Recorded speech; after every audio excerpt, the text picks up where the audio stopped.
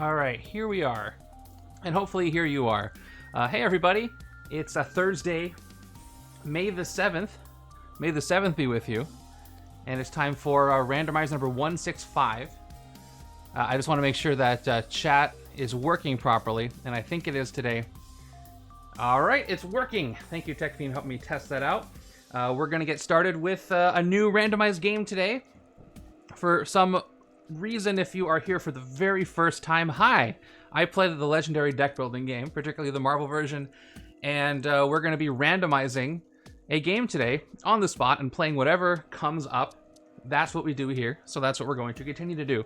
But before we do that, I have to reveal the results of this last week's league, because the second part of this stream is that everybody who can and wants to can play along with this setup, compete with me and everybody else for the best results. And oh sweet, I see a YouTube user that's here for the first time. I don't know why your chat's not showing up yet, but I see you on the side chat, so welcome. I'm gonna see why that's not working. I want everybody to be visible here. It could be possible. No, that doesn't work. Well, hopefully if folks are on YouTube watching, please say more things and hopefully it'll pick up. But anyway, yeah, if you are here for the first time, have any more questions, please ask. I am happy to answer as we go along.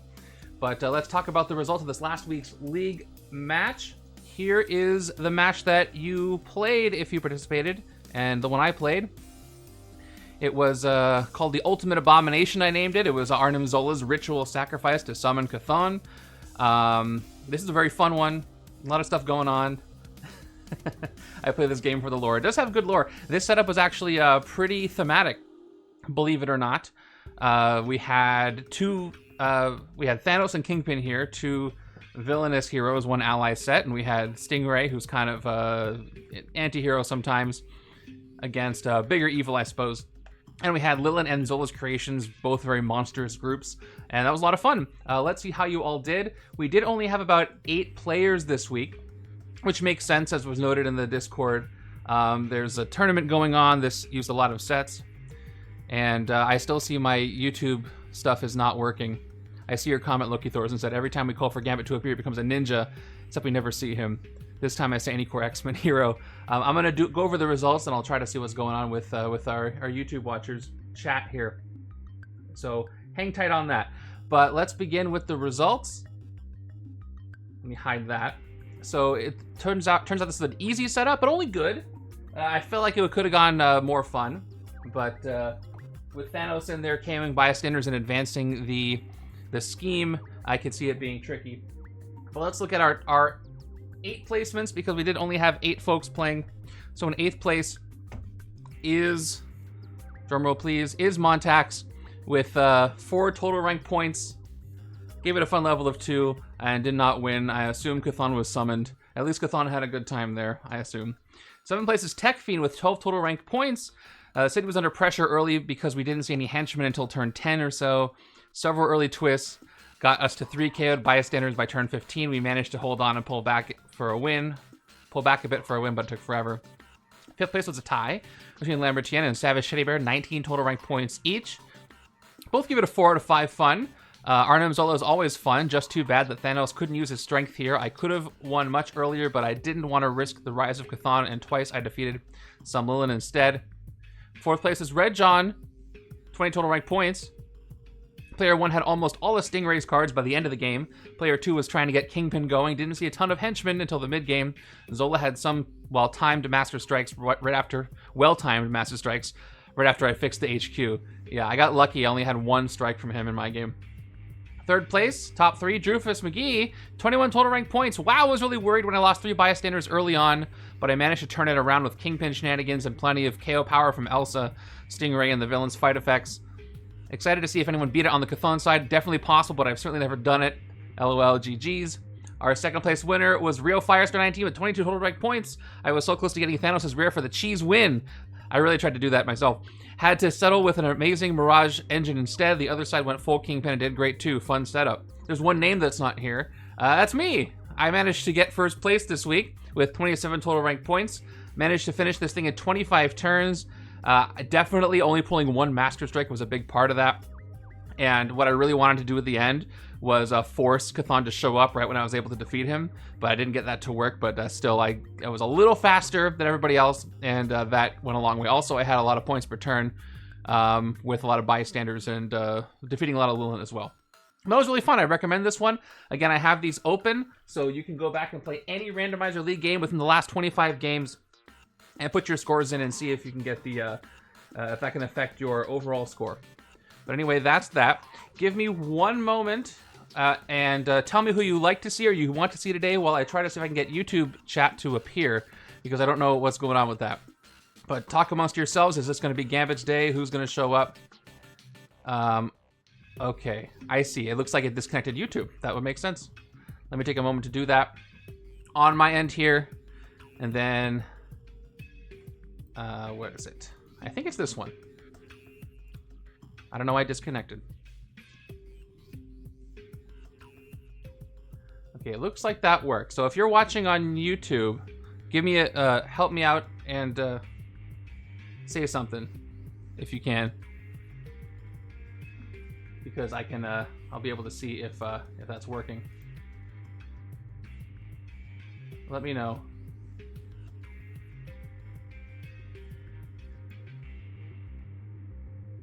All right, still not working, I see. I'm gonna try one more thing. I'm seeing some mentions for Hellcat and Beta Ray Bill here. YouTube is weird when you connect accounts because you have a main account and then you have a second account. That's like a profile account. I forget how that works. So what I'm doing right now is I'm connecting the other YouTube account. And we will see if this works. If not, I'm just gonna have to shout out some YouTube comments. I see you guys, I see you all saying something, literally something, and that's helpful. Otherwise, I'll close this, open it. Okay, reading chat right here. Ronan would be great. Beta Ray Bill's very fun. My question of the day, by the way, in the Discord, we do a question of the day. Today's was, which hero is not favorite of everyone, but you like them a lot? And I would argue that Beta Ray Bill is a favorite of a lot of people, but I would love to see him. My answer was Super Skrull. I love Super Skrull. And love to see him. What is going on? There's always, like I say, there's always a different tech issue. If it was the same one, I could probably narrow it down. But it's always something different. Yeah, you said the Ancient One. Ancient One, I think, is also pretty popular. Not a lot of people like that. Okay, I had to wipe chat for a second. It's resetting the whole thing. But Ancient One is, I think most people like him, but some people don't like to play with the recruit aspect of things. But that's how it works. Okay, I'm going to try connecting YouTube one more time. It should be back up for Twitch, folks. I just had to clear it to reset the program. And if not, I think I can go back to regular chat.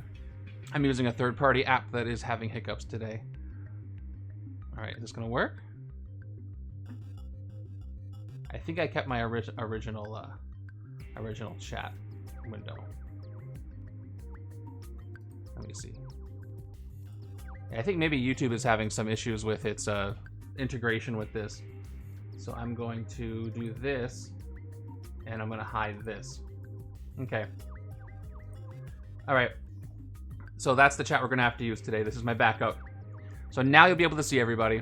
We won't have the fancy bells and whistles, but we will deal with it. Okay. Sorry, YouTube folks, you were here. So Legion, maybe. Legion's pretty interesting. He has to have the right combos of other characters. Divided cards are tricky. They're tricky for me to stream, but in person it's fine. I can turn them sideways in the HQ.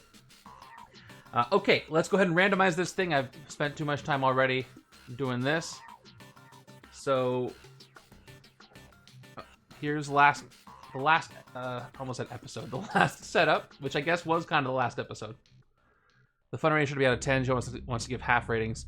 Yeah, so when I designed the fun level rating, I made it 1 out of 5 because sometimes it's hard to give those half ratings. Just if your partner picks the closest, it'll average out amongst everybody, I think. So hopefully that helps. Oh yeah, so I didn't even talk about the time-traveling Jean Grey news. Did you guys not hear the time-traveling Jean Grey news? I want to mention this. This is kind of it's kind of big news for just a single hero. So what happened was when Secret Wars 2 released, time-traveling Jean Grey was revealed, and she has a common that has no printed attack and no printed recruit, just a bridge effect, and the card costs 4. Everybody thought, this must be a misprint, this must be wrong, and we were told by the developers at the time that no, it's correct, it's done. And just this week, Astigmatic Oracle, who's here in the chat, said, hey, I just got my short-run print from a third-party seller that has time-traveling Jean Grey in it, and now she has 2 recruit. And then I asked 2 other folks who got the same set from the same place, and they also had a Jean Grey that had 2 recruit. And then I asked Upper Deck, and they said, yeah, it's errated. It should have 2 recruit. Montex didn't hear this yet. So over 10 years later, time-traveling Jean Grey's Bridge to a Better Future officially has an errata. It is corrected and now has 2 recruit. So now I'm trying to figure out how to either print a new version of it or try to get some stickers made. But yeah, I actually asked Kyla to put her into a tournament setup this week so that people could use her the way I guess she was always intended to be used. Yeah, everybody reacted that way. Back before I even got into Legendary, when the set released, folks were reacting that way. So she deserves her redemption arc for sure. Otherwise, I really do like the hero set. I've chosen it in tournaments where you get to pick a hero. I've chosen her before because she went with the setup. I like cards that care about city spaces, and she has that dual class uncommon as well. It does make it so much better. Yeah, the card did have a better future. Let's see, we could randomize her today. All right, I'm going to do this thing. Make sure I am all set. By the way, since I won, Zola and Chthon are eliminated from the randomizer. Just as a reminder, we have 2 heroes, Nova and Storm, eliminated, and we have Sentinels and Spider Infected eliminated from the Henchmen. Nobody else yet, except for Masterminds and Schemes. We'll see what happens. All right, let's randomize this thing. In 3, 2, 1. Okay, we got Epic Vulcan's Age of Ultron. Age of Ultron's very fun. Epic Vulcan is tough. Oh, and he's brought the Kree Starforce with him. We got the intergalactic military loading up. We got Fantomex from Weapon X. First time he's shown up in the randomizer. That's great. With Old Man Logan, Viv Vision is... I forget if I used her recently. Viz Woman is great. Wong is fun. And Death's Heads are a pretty solid and not harmful henchman. This should be interesting. All right, let me know what you think. How do you think this is going to go while I get these cards? I look forward to this one. This one looks good. Okay. Got some Throne's Favor and Androids. I got tokens for this one, too. Starforce and... Really funny to have these 2 villain groups together. Military Intergalactic Complex, that is correct. All right. And Death's Heads are kind of the same way. They're kind of intergalactic military too. What's happening?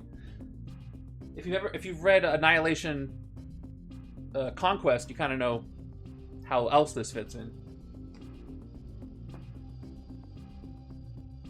Okay, Fantomex is here. Very happy to see Fantomex. Haven't used him a lot lately.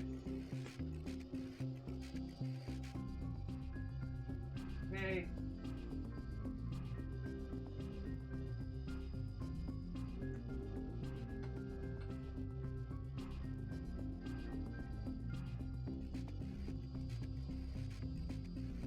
Okay. Not to alarm anybody, but Invisible Woman is not in the alphabetic section she's supposed to be in, so I have to look for her, but let's get everybody else. Where did I put her? I can't see her for some reason. I can't figure out why. Could there be any reason?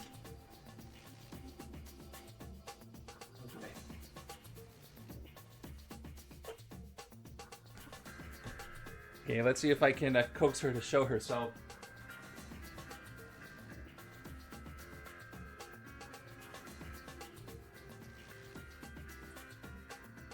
Okay, found her. That's very funny. Yeah, column F and 4. All right, let's go ahead and get this scheme out, and I believe this scheme has tokens. Yes, my great system of a little piece of tape means there's tokens for this. So I'll get this out. Get my tokens here. Here they are. The evolved Ultrons. Epic Vulcan is scary, but and he's probably going to have some shards and the throne. So we'll see how this goes. Before I get this together, I want to say thank you to Captain Matroidica, 24 months of the Prime sub. Thank you. Everybody go leave a comment on legendarycardgame.com for Captain Matroidica. So I don't remember exactly what Epic Vulcan does. By the way, if you want to play along with this, you can literally start playing this right now. The setup here, as shown, is on legendaryleagues.com. You can put an exclamation setup in the chat right now, or you can look in the description of the video after the fact and check that out. This is one of my favorite schemes, though, Age of Ultron. I really like it. So our villain deck is 8 of each villain. All 8 villains, all 10 Death's Heads. I want to hear your over-unders, folks, on when 2nd edition is going to release. Here's what we know. No official release date yet. We're seeing a lot of marketing for it right now. A lot of social posts are coming out. They already released the rulebook on their official website. They said May and June they're shooting for those to be shipped out. They're doing pre-orders on them, which they never do. So I think it's a pretty good shot. They are actually going to release it between this and next month. I think it's imminent. Just with all that we've seen. Before the heat death of the universe. You never know with Upper Deck, but I'm hoping for it. I kid. Alright, 2 bystanders in there. Oh wait, before I do the twist, I think what I should be doing instead of these, I should be doing my tokens instead of the twist. I always forget to do that. Yep, I do want to do that. Definitely before Gen Con. I think Gen Con is the DC release. 5, 6, 7, 8, 9, 10, 11. Yep, they're all there. Yeah, Gen Con will be the DC release. It'll release... we know that they're going to be doing Win a Box and Learn to Play DC. It's on their schedule. Yes, Deadeye, you can do that. Go do it right now. We'll see how our games diverge as I play. That's one thing I love about using the tokens is I can just, most of the time, swap out the strikes or twists with them. But yeah, DC either right before or during Gen Con because it won't be after they have events going on where they're going to need to use those. Let's get our heroes together. So real quick, Invisible Woman's strengths is she has one of the best KO cards in the game.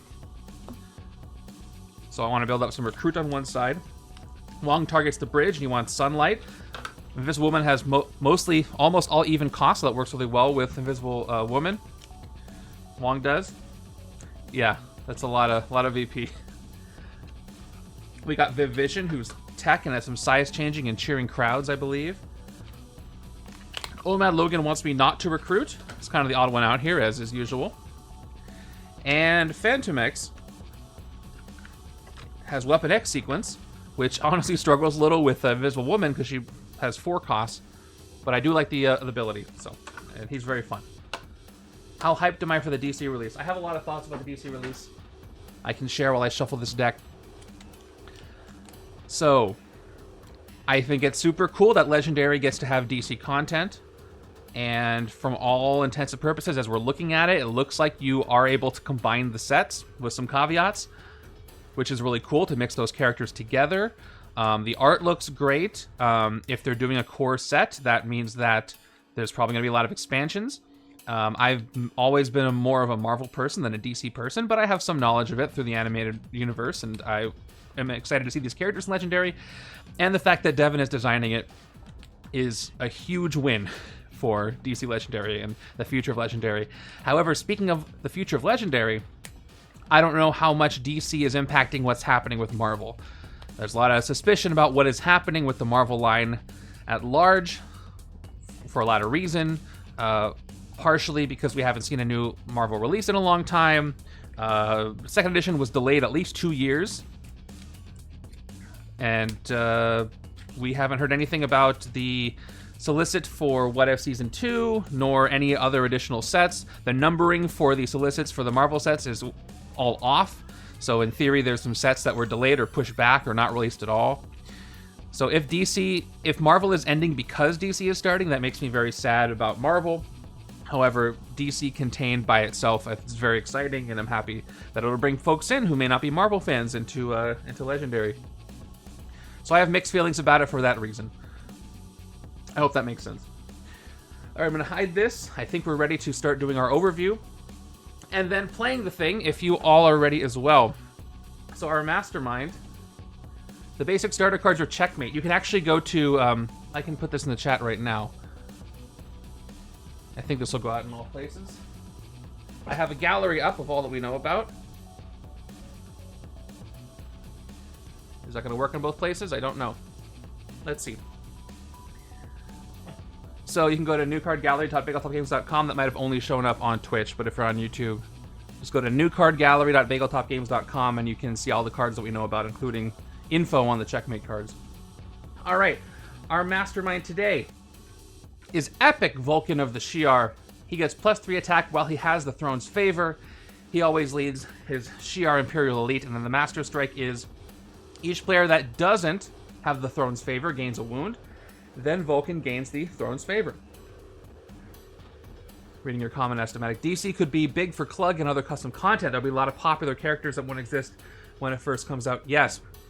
And I recommend that if you are making DC custom content in the Custom Legendary Unity Guild on the Discord, that is the Clug, you integrate the Fear and Hope track, because it looks like most things will.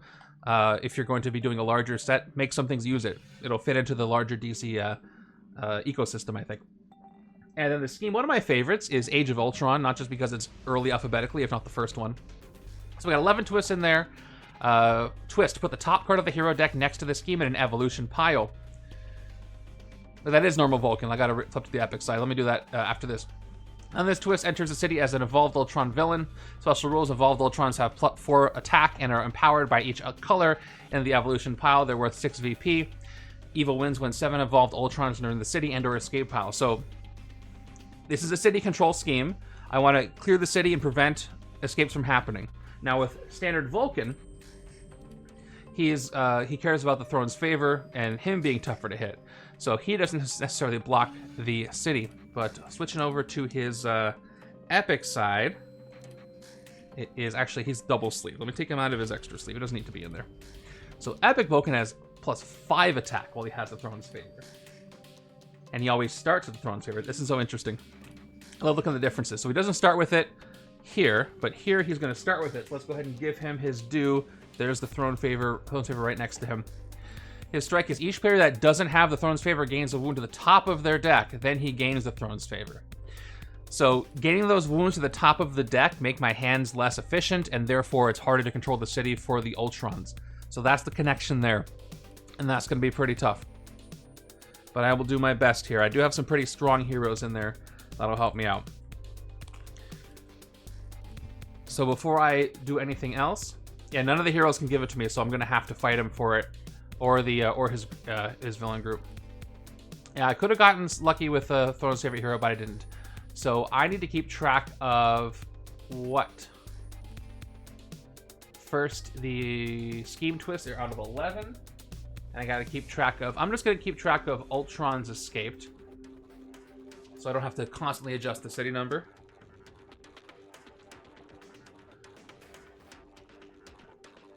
And then we'll just have to track as we go. And do that math. That sounds good to you. Sounds good to me. All right. So no Ultrons escaped. That's going to add to the number in the city, and when that number hits 7, game over for me. Yeah, that would be cool. I really want to ramp up the club, because the more people are there, and the more people that can want to get featured every week. If you don't know, the way it works is we have this awesome peer review system for making the highest quality legendary custom cards possible. Every week, people can spend points that they've earned by commenting on other people's projects and testing other people's projects. They can spend those points to spotlight on their project for a week that other people can comment on to get points for theirs. So you see how that works. And they go up the ladder with levels of approval, and once they hit level 4, they are released. That means they're done, and people can take them home, print them out, play them wherever they want, and you know they're really good quality. I have a project coming up next week that's taking elements from official Marvel Legendary and turning them into henchmen. I made a Moloid henchman, Annihilation Wave henchman. One of my favorites is Leopards, based on Prey from Killmonger's League, that has wounding. So you can go check that out. It'll be featured next week. The more people who are part of it, the more features we can have on a regular basis, more points that can be earned normally, and the more feedback people will get. So if you want to participate in that, go to discord.bageltalkgames.com and join us. It'll be fun. Okay. Now with that out of the way, let me get my starting hands ready. As usual, I'm going to use my what if cards on the right side. And let's make sure I have them all. I'm really looking forward to those second edition starters. I like the art style a lot. And as was noted, the art style for the different factions is the same across those. So the Avengers, I think all the Avengers stuff is done by Nobel Lopez, Nobel Grego. Really cool stuff. X-Men has its own style, the enemies and the heroes. S.H.I.E.L.D. and the starters all have their own style. Spider-Man as well. Those are the 4 basic factions that have their own style. And I think they look really, really cool. I like that theming. All right, left-hand side is going to start with this. I got a 3 and 3. I'm getting a lot of 3 and 3s in my games, so I'm hoping to see some henchmen show up early. Would be nice to take advantage of that, even though I forget, do the Death's Heads have that effect where they're not the ones that outwit? I don't remember. Someone's going to tell me. And the right-hand side is going to start with, I'll do it up here for no good reason. Okay, classic. That's what happens a lot. Left side gets the weird one, right side gets the classic 4 and 2. Which means turn 3 is going to have a big recruit hand as well. Let's see. In our HQ, we've got Wong. Speaking of bridge cards, Bridge Between Dimensions. I like that one a lot. Viv Vision's Rare has shown up, Ultra Molecular Density. We've got Walking Wi-Fi Viv. We've got Loner Old Man Logan. And then another bridge on the other side, which means we can't mulligan. Only got 1 rare. So Viv Vision is the only one there in the HQ. And that's great. She has size changing, tech, and ranged. So I believe you can do a size changing for each. So if I had a tech and a ranged, I could reduce her down to a 5 cost. Whenever you recruit a hero this turn, you get +2 attack. One of the cheaper rares to get if I can do that. So it might benefit me to take tech and range together, which I have here in the HQ, so that I can get this rare early and really help me out. 5 recruit is great to get early, so if I can get that early, fantastic. All right. Now, as far as the scheme, there's one more thing I have to consider. It is the empowered by each color in the evolution pile. So what I'm going to do is just analog track that here. I have those awesome tokens that GW Gumby made with the hero classes on them, and that's how we'll know. It'll be easy to see at a glance. All right, if you're ready, I'm ready. I've already been rambling for half an hour, so let's begin this game and see how I do. Wish me luck, or don't, whatever. And we're going to start with turn number 1 right now. So turn 1 gives us a Death's Heads. I was hoping for a henchman. They were outwit. So they have fight. If you outwit these Death's Heads, KO one of your cards that costs 0. So because this is a city control game, I could fight them this turn. But the thing is, it's not particularly enemies escaping. It's only the Ultrons. So I might choose to not fight them because I lose out on the KO. And there's not a lot of KO power if I don't have that Invisible Woman card. So I've got 3 recruit and a 3 attack. I think what I might do, I really hate to lose out on that valuable KO power. So I'm gonna hesitate on fighting these yet. They're not gonna power up. They can't power up. They're always gonna be 3 attack, I believe. So I'm gonna hold off. I hope that's not a bad decision. So as far as the HQ, what can I recruit? I got Wong's Bridge Between Dimensions. We got 1 attack, patrol the bridge if it's empty, draw a card. Love that card. And then we have Walking Wi-Fi Viv, 2 recruit. And then tech, whenever you recruit a hero from the HQ this turn, rescue a bystander. She goes off a big recruit. I'm going to have a big recruit hand next turn over here. We're going to have a 5 recruit. I do have a 5 cost card here, which is Loner Old Man Logan. If you don't recruit any heroes this turn, you get +2 attack. It is literally, this is really funny because Viv literally wants the opposite thing from Loner. She wants you to recruit more heroes. He wants you to recruit no heroes. So I'm pretty sure I want to keep them in separate decks, especially because the classes don't line up either. I love it when I have these polar opposite cards that appear. So what I'm going to do here, I can hope that a more expensive Viv Vision will appear. I would like to get Loner out of the HQ on the next turn. So right-hand side is a 4 and 2. So what I'm going to do here is I could take 2 Wongs on the right side. 2 Wongs don't make a right, but I can take them on the right because I'll have 4 recruit. So I think I'm going to take Walking Wi-Fi here and hope that there's some other tech or range card I can take on my next turn. Let's go ahead and pick up Walking Wi-Fi for 3 and commit to that. Oh, we did get a rare. Oh, we were only 1 card away from a mulligan? Are you kidding me? I got No More Heroes, Old Man Logan here. The two, look at these, the 2 heroes that oppose each other. So No More Heroes is 5 attack, reveal your head. If you get 5 plus attack, if you haven't, sorry, plus 5 attack, if you haven't played any shield or Hydra cards this turn and don't have any in your hand. What I'm hearing from you saying that is that I put more thought into this one turn than I have in an entire game Legendary, is that I'm saying too much. I'll take it. I kid, I know that's not what you mean, but I'm probably saying too much. But yes, the beginning of the game is so crucial. I really have to think about this, especially with 2 hands. I am still going to leave the Death's Heads there, so I'm going to stop. And now I got a real expensive HQ, so Viv might have to take No More Heroes, which will be a weird twist. All right, so for turn 2, we've got our first Master Strike. This is bad. Each player that doesn't have the Throne's Favor, which is none of us, gains a wound to the top of their deck, then Vulcan gains the Throne's Favor, so wounds to the top of the deck. I like to play where I don't know what the wound is, because there's different kinds, so I'm going to do that in secret. So left hand gets a mystery wound, right hand gets a mystery wound on the top of the deck. And we'll find out how that works out. That hurt. I didn't need that right now. That's going to mess up my next hand over here, which is going to be a 4 and 1 or a 3 and 2 and a wound. Anyway, so here's our 4 and 2. And I am going to take those 2 Wongs, I believe.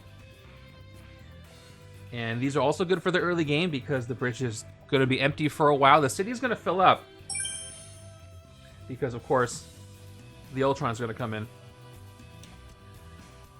Okay. Are you asking me, did I? Because for that, the answer is yes. I don't think you were asking me, though. Okay, Bridge Between Dimensions. I'll take that as well. And Fantomex is here with 3 brains. And he gets Recruit. This actually works really nicely with Viv Vision. Weapon X sequence getting Recruit instead of Attack. If you got at least 3 Recruit this way, draw a card. By the way, Weapon X sequence is new. These 2 rares are messing up my Weapon X sequence in a big way. You get +1 of whatever it is, usually Attack, in this case Recruit, for each hero cost in a sequence. I do have 2 and 3. That's the biggest sequence I have. Fantomex does not like these 2 rares here. So we'll see how that works out. Let's see what wound I got. It was a standard. 2, 3, 4, 5, 6. Okay, it's a 4 and 1. Probably the best case scenario. This is the first appearance of Fantomex in the Randomizer, yes. It's his debut. Okay. I could take Viv and Fantomex this next turn. More tech for Viv. And there's our first scheme twist. Over to the scheme. Put the top card of the hero deck next to the scheme in an evolution pile. Let's see who is being stolen by Ultron. It is going to be... It almost was Old Man Logan's No More Heroes. It's Viv Vision's tech. So we're going to throw that off to the side. Let me fish out a little tech icon. And here it is. Right there where you can see it. So... Hold on, I'm getting some stuttering. I think there's some things I have to close that I haven't closed. I think we'll be okay. Mostly it looks fine. Okay, so now Ultron is empowered. The Ultrons are empowered by tech. Then the twist enters as an evolved Ultron villain. They have 4 attack and are empowered by each color in the evolution pile. Okay, so let's jump over here to the sewers. The evolved Ultron villain enter again. Great token by Snatch Cat. They work together on.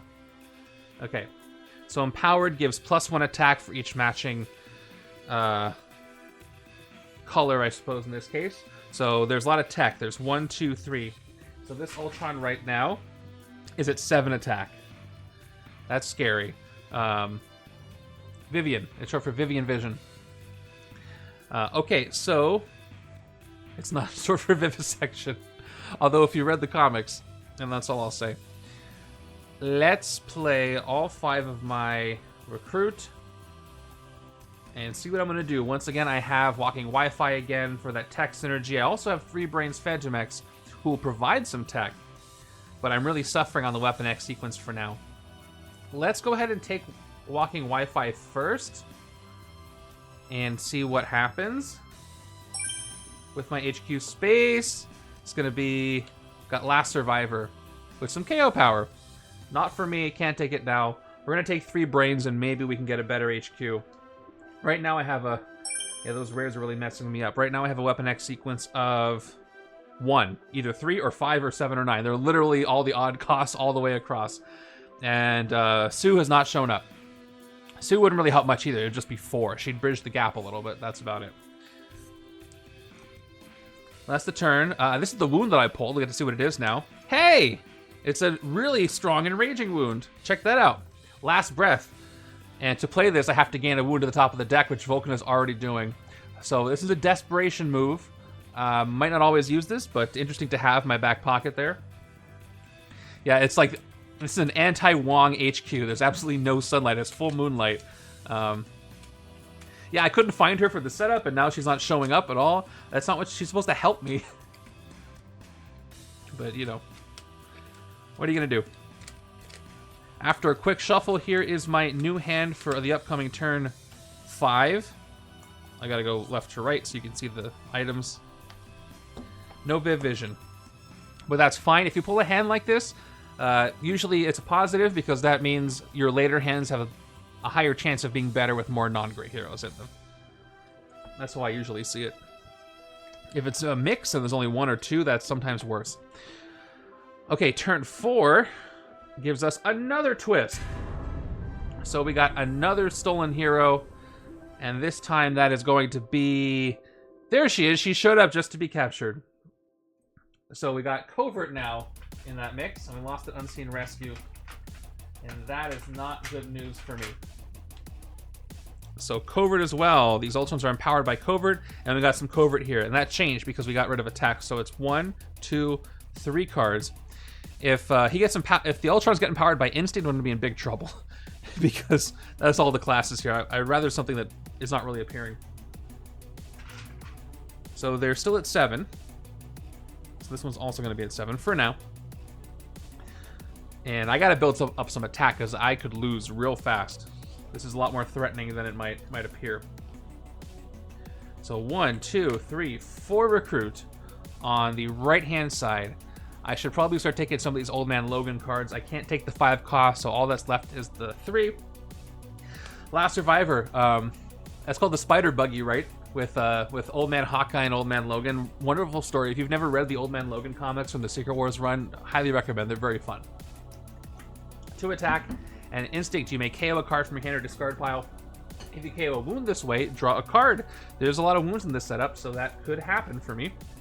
We'll pick up a Last Survivor for 3. Yeah. Well, there she is. She's not totally fridged yet. She's here. 4 of a Kind is a great card. 2+ attack. If you played any other cards that cost 4 cost this turn, you get +2 attack. Works really well with Wong.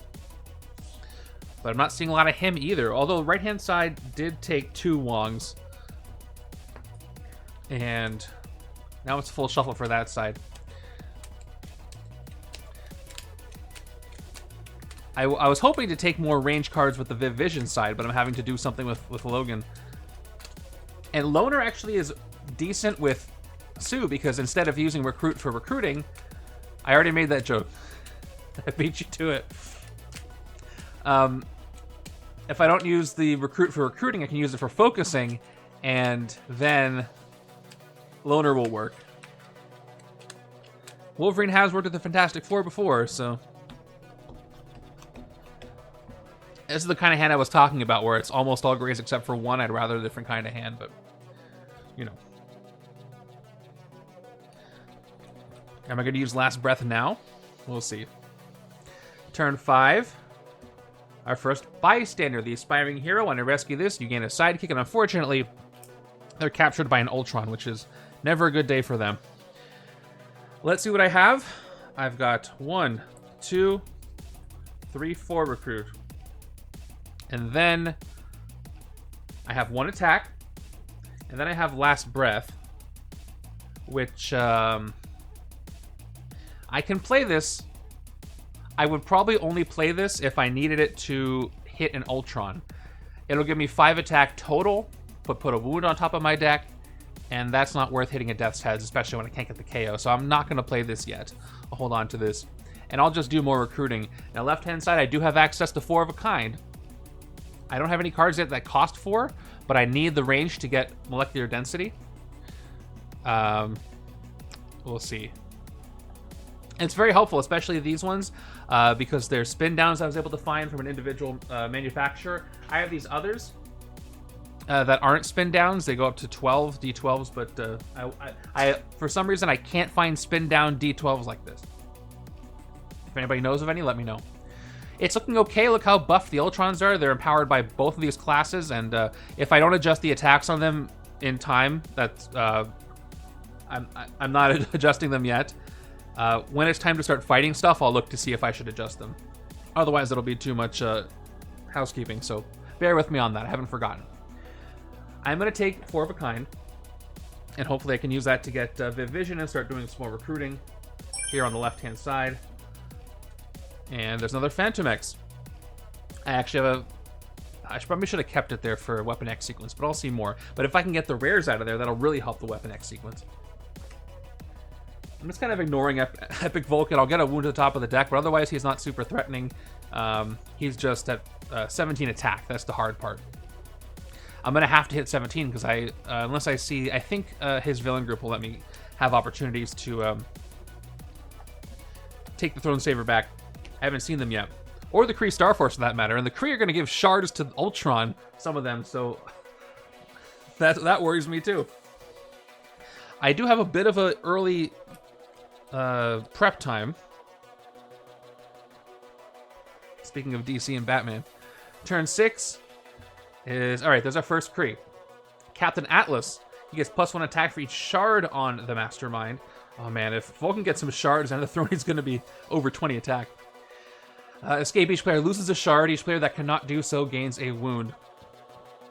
I mean, they did bring it back once. There's plenty of mechanics that only appeared in one set, so it's cool that it came back for Black Panther. I wouldn't expect it to have shown up more than it did, given that the mechanic premiered in 2020. I think we could see it again. A lot of people were wanting to see like a Namor with Throne's Favor. Travel Sides put out a token for Throne's Favor with his Extra Life fundraiser with Dr. Doom on it. That'd be cool to see Doom with the throne at some point. By the way, if you have the means, definitely go donate to him because he's got some really cool original tokens with original art for Legendary, and it supports a great cause. Okay, where were we? No special things. So I've got my last survivor here for 2 attack, 2 more attack, 1, 2, and 1, 2, 3. So I can actually fight Death's Heads. I still can't outwit. Outwit means you have to have at least 3 different costs. I only have 2 costs. However, there's going to be 9 more of them, and I risk having an escape. I'd rather not have that. So now I will fight them, just for 3 attack. I lose on the KO, but I'll do it anyway. And for 3 recruit on this right-hand side, I'm not going to have a lot of tech. I don't really want to take Walking Wi-Fi for the trigger. The Astral Plane is very cool. I have it here, by the way. if you want to see it. Here's the astral plane token from Travel. Looks like it's shiny, hollow, and really cool. So recommend. I do have Fantomex here, who is more universal, and I do want to move the HQ along, so I'm gonna pick him up here on the right-hand side. Maybe I can use him in weird ways to focus instead. There we go. There's some Wong. And now I have a Weapon X sequence of 3, 3, 4, 5. I am still very much in Moonlight. So this card, unless I don't have a... if I have a ranged, only 3 attack. But Searing Shards of Sunlight, very good card. And let me adjust the Ultron's attack in a second, because I know it's changed. Actually, I think it's still the same right now. I still have 3 that match. Right? 1, 2, 3. For now. Great, I just pulled Fantomex, and I made a Weapon X sequence of 3, and I have a Tactic Trigger. So actually, can I get a rare this turn? Yeah, I have 1, 2, 3, 4, 5, 6, 7, 8. I can pick up either rare. Wonderful. Turn 7 is another twist. Another Evolved Ultron. Why is this over here? Alright, I'm hoping that... well, let me see what I pull. It is Last Survivors. That's bad news. An Instinct. I got 3 different classes. That is not the news I needed. Because what that means is that they're empowered by everything in the HQ. Except for Wong. Now, I do have to remember how this works as far as dual classes. There's something in there. It works differently for characters like Claw. They're empowered by each color. And I think the way it works is they're only empowered once by each one. Or is it twice? So, for example, they get +1 from Viv, +1 from No More Heroes, +1 from Walking Wi-Fi. Did they get +1 or +2 from Old Man Logan? I'm going to have to look that up because I always forget how that works. But chime in if you recall. I think there's something in the rules about that. But I don't remember. Maybe in the Ant-Man rule sheet. Under Empowered.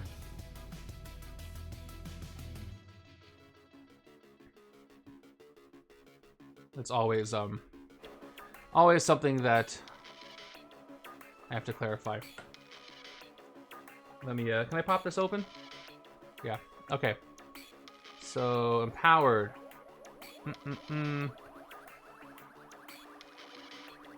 +1. It only counts once. Some are double or triple. A multicolored divided card from other sets counting either half as a correct, empowered by ranged and strength. This is technically like that, empowered by tech and covert and instinct. Get a +1 from a divided covert range card or of a card in the HQ would only give +1, not +2. Okay, so it is once per card, like you said. It is the Ultron sentries that work differently, right? Because that's when there's a bunch of them stacked next to Ultron Infinity. So cool. That means that they have a max of +5 attack. So it's just 1, 2, 3, 4. Still very threatening. So 8 and 8 right now. And the other one is also 8. And we have 6. Very scary HQ, and I can't fight anything yet. I'm probably going to have some escape without anything I can do about it. We'll see how that goes. Let me just focus on getting some rares. Let's begin with Fantomex. 3 brains, Weapon X sequence, getting recruit instead of attack. So the biggest sequence I have is 3, 4, 5. That's 3 recruit. If you get at least 3 recruit this way, draw a card. So I get to draw a card. And it is more recruit.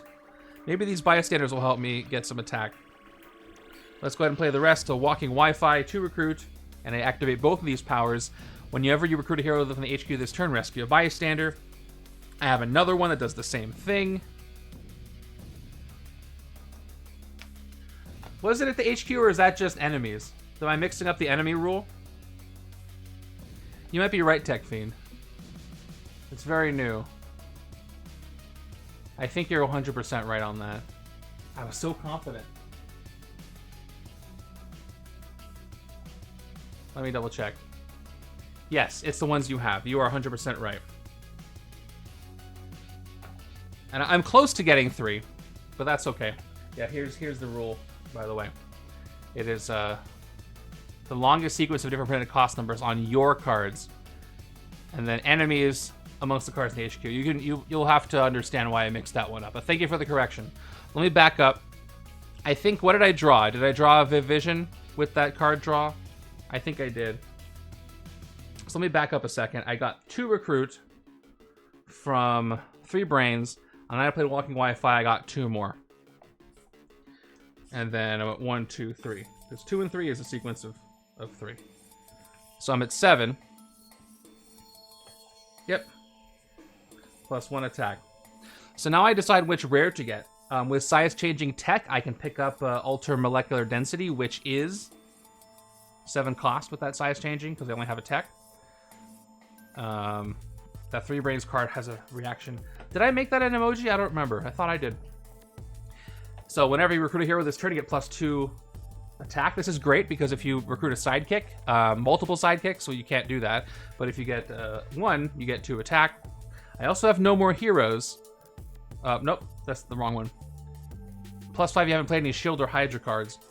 This works if I get rid of a lot of cards. Plus 5 attack is great, and the city's very scary.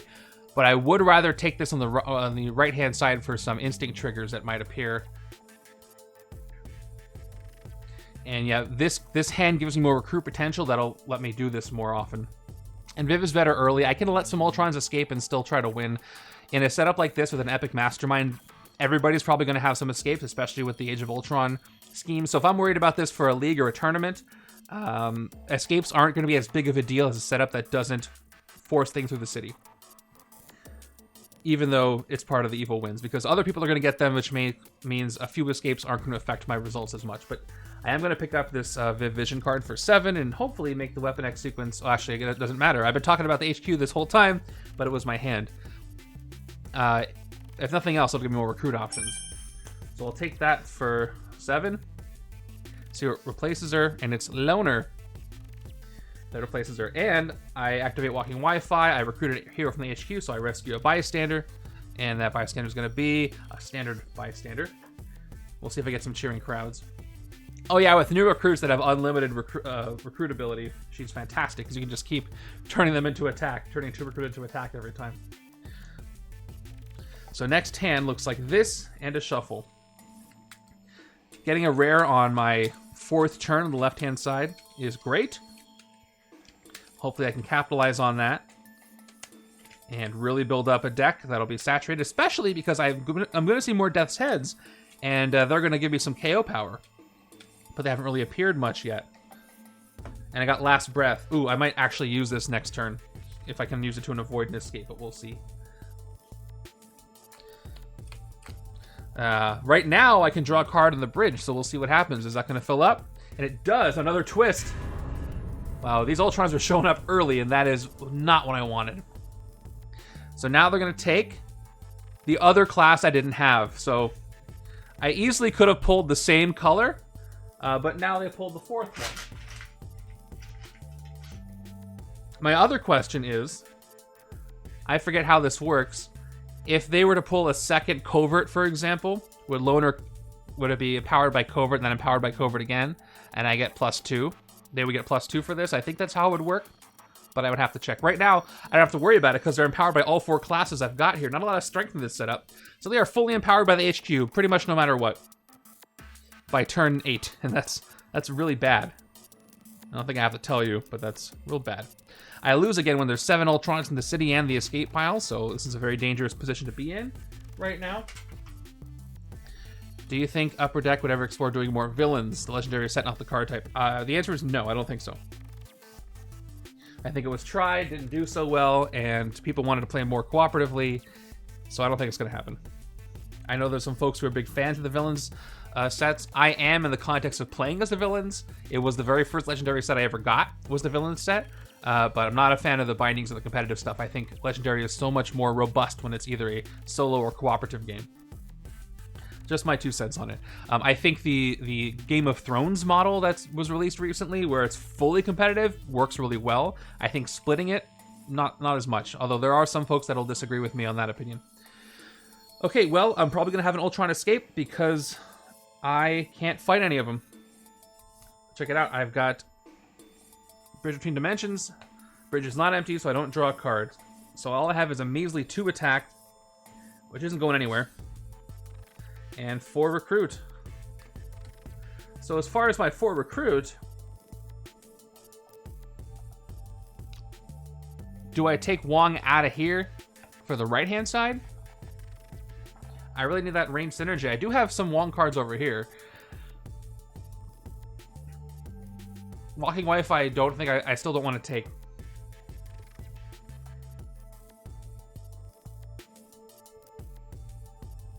I think I'm going to take this Wong card because it is a common and I need to hit some things. So I want to take as much attack as I can get early, even though it doesn't exactly fit with what Logan does. Are there any strength cards in the HQ? I honestly don't think so. There's another one that appeared. All right. That's 2 attack. Let's see if I get any more. Let's find out. 1 and 2. Nope. Boy, I could lose this game just by lack of attack. I do have a chance to avoid an escape if I get a lucky card that's not going to put anything in the city. We'll see what happens. Turn 9. Not so, another one. All right. This is not great. I can hit something at least, but I wasn't able to avoid an escape. So I have to do this in order. First, another hero goes out. It's Viv Vision. So that's another tech. Now, do I have to... Do they get empowered by tech twice now or not? I forget how that works. I have to check out the rule book again. Again, chime in if you have any answer for that. It's been a while. So here's Ultron.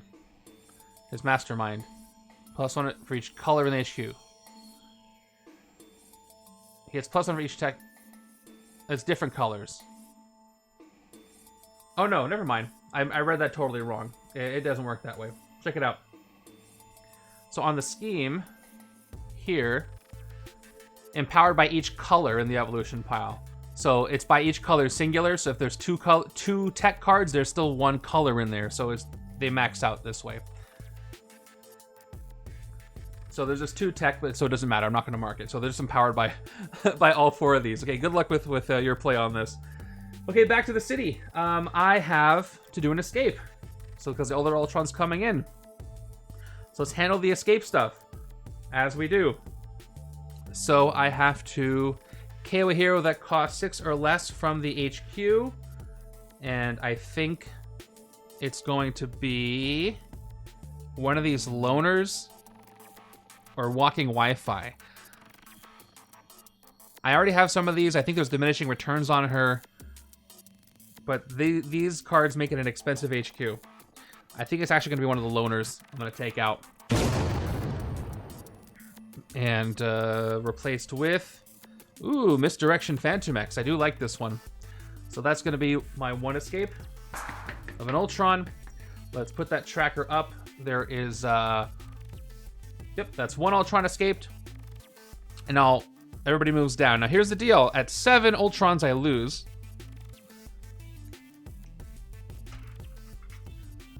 In the city or escape pile.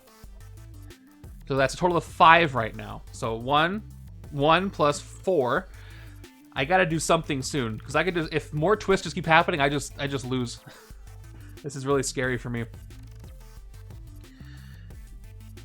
These are custom made. I worked on a pack of these with Snatchcat, and we did tokens for almost everything you can think of. Best place to find them is on the Discord, or you can just search for Snatchcat tokens, SNATCHCAT, Board Game Geek, and you'll find them there. I don't have a quick link, but we did tokens for as many things as we could think of in Legendary that would benefit from tokens. It's a very substantial pack, I think, and I use them all the time. I did get them printed myself for my own personal use for this. Okay. Now I can do stuff. I'm going to have to do this, by the way. Kind of a nuclear option. Last breath. To play this, you must gain a wound to the top of your deck. I'm going to have to if I want to hit Captain Atlas. So I'll gain this wound to the top of my deck. Again, I won't know what it is yet. So that's how I like to play it. Because it's a face-down pile to a face-down pile. And usually when I do that, I don't look at it. That is 4 attack. Thank goodness for the enraging wound, though. I got 2 more attack. here. So Captain Atlas has no fight effect, and the Mastermind has no shards yet, thank goodness. So I can clear up a space, which is very needed. And I got 1, 2, 3, 4 recruit. Do I take Wong? Or do I take Viv? I think I'm going to go with... Or I got Misdirection Fantomex as well. Weapon X sequence. When you draw a new hand this turn, draw an extra card, then put a card from your hand on top of your deck. I think this, I should be doing Misdirection. I should be trying to build up a nice Weapon X sequence deck on the right-hand side. I already have 2-cost and 4-cost Wong, so a 3-cost Weapon X sequence Misdirection would be great. Also 5-cost Logan. I can get some pretty big numbers over there. So I'm going to save this for the right-hand side. So we're going to pick up Wong for the ranged synergy over here on the left-hand side.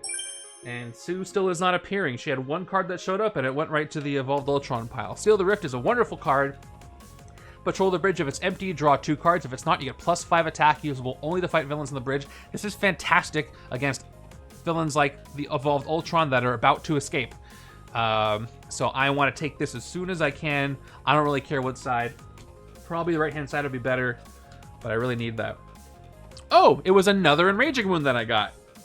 That's really lucky. It's, oh, villain deck is covering it. Blazing Vengeance, 2 attack. And then when you can heal, I almost never heal these.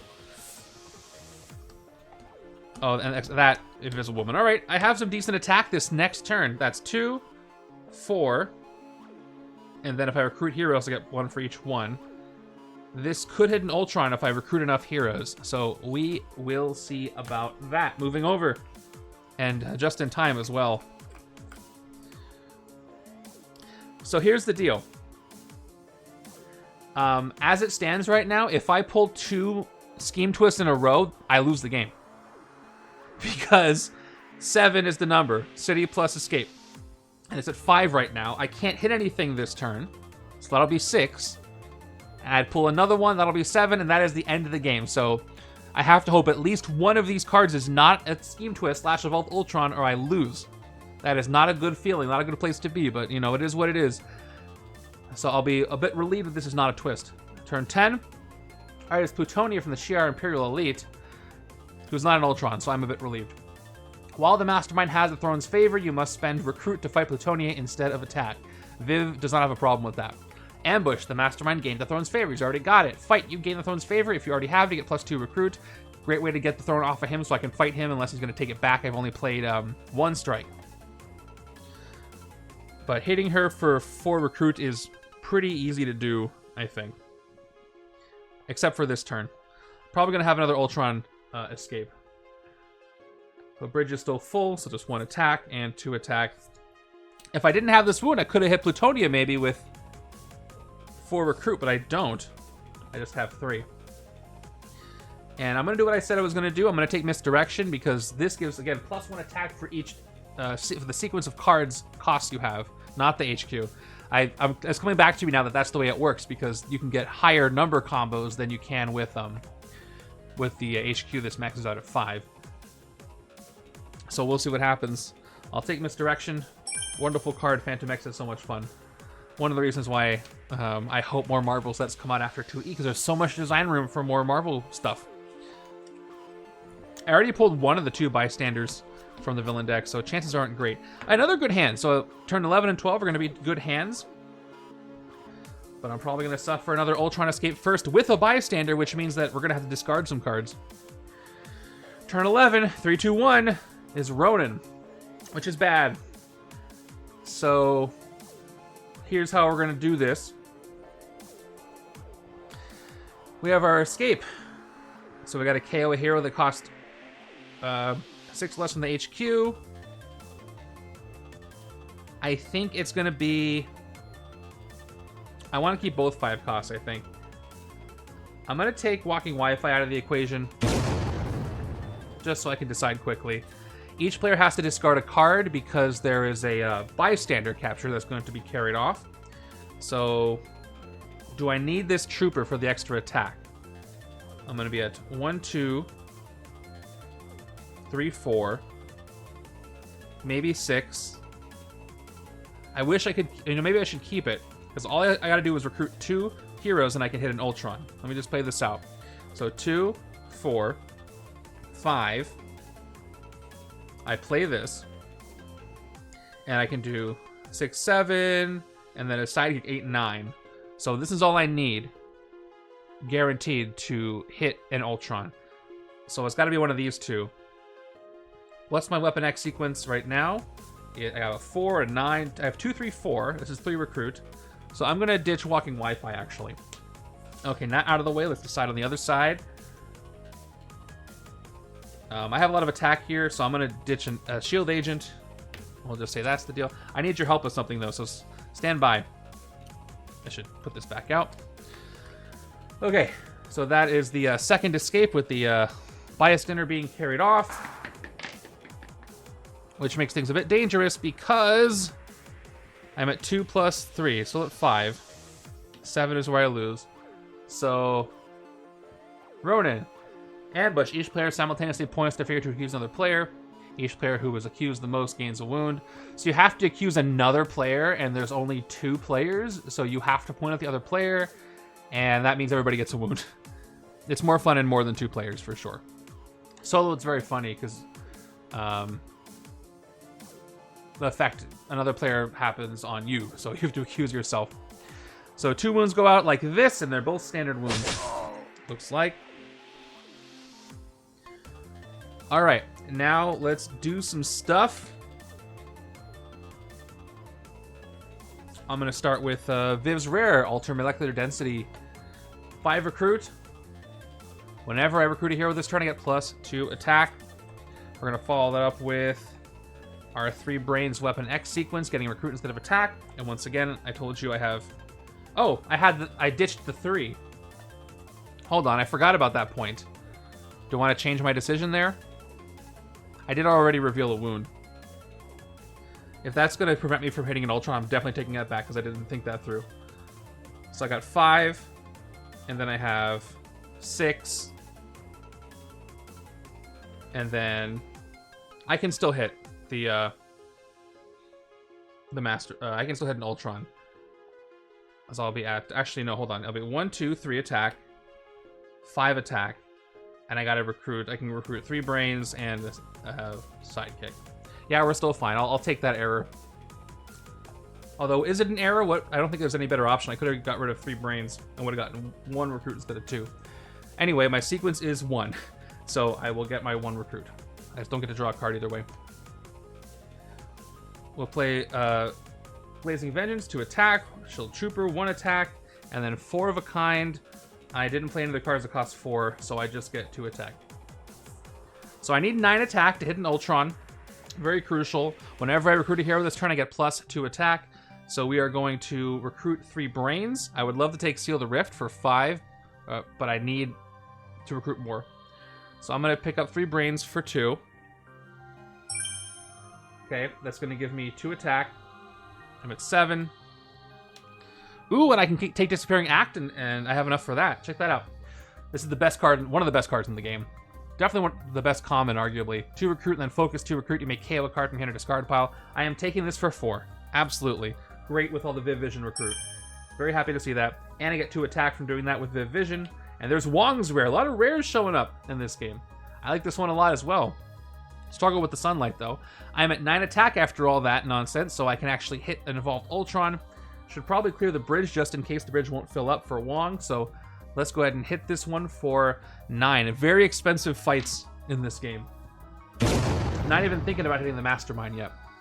But that's a bit of relief for the city for Ultron. Alright. If you're playing along at home, how are your games going? I just had a bit of a burst of good stuff happen. Feeling okay about that. Let's move on. Move on over.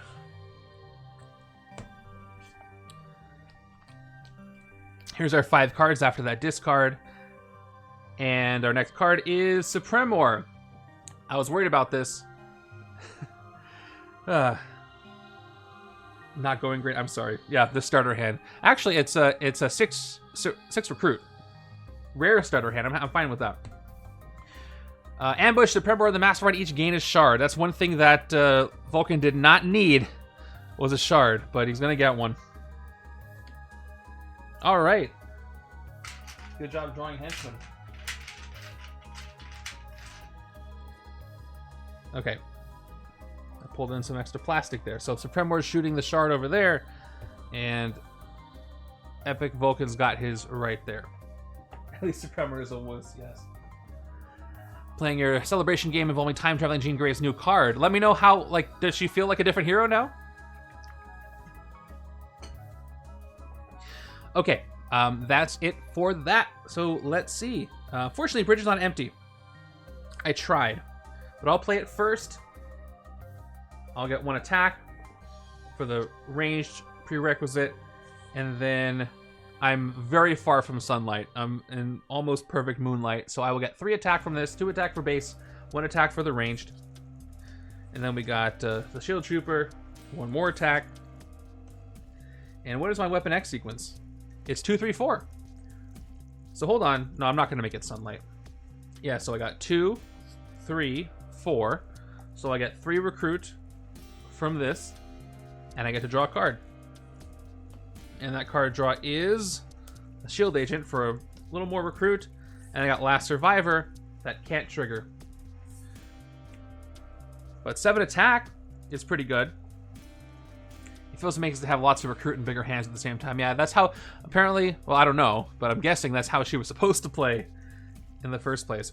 I can't hit Ultron, but I can hit Ronan the Accuser, who is very strong, or I could hit Plutonia. Oh, I could hit, yeah, Supremor and Plutonia. I hit them both. It'll cost me 8 attack plus 1 shard. Although, no, I can hit Plutonia with Recruit. So I can hit both of them, actually. Yeah, so let me just double check Plutonia. And the Mastermind.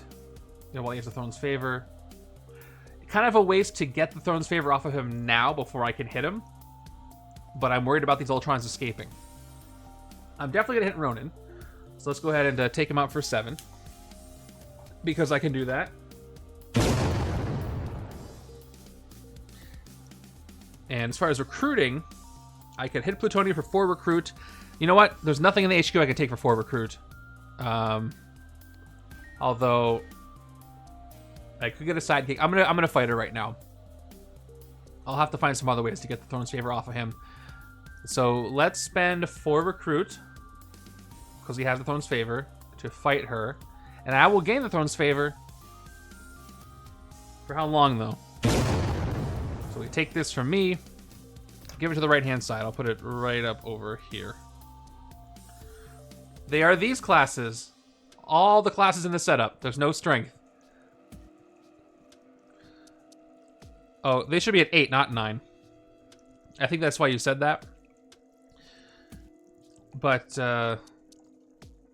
I'm glad... better the other way around. I had enough to hit him before. I just overdid it. All the better.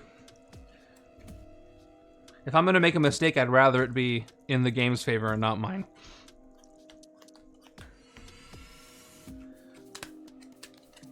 That wouldn't have changed anything so far, because that 1 extra attack from before wouldn't have made a difference. No worries. Maybe I'll move him a little closer to the scheme, so the black background makes it a little bit harder to see, but it's everything. It was the first 4 twists, pulled the first 4 colors, and that was it. Not even a divided card. 1, 2, 3, 4, 5, 6. Wow, I got 2 starter hands. That's funny.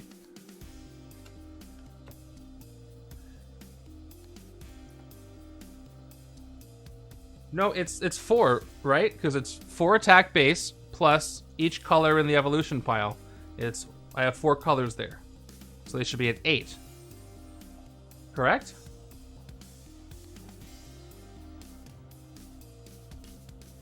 I have 2 tech cards in there, and I got a full hand of 6. So we'll see what I can pick up. I have 2 hands that aren't going to do much, so I'm kind of worried about more Ultrons coming in and escaping. But I did clear out a couple, or one of them, so. There's another one! Speaking of which. Oh, it was 9. I was right the first time. You had me second-guessing myself.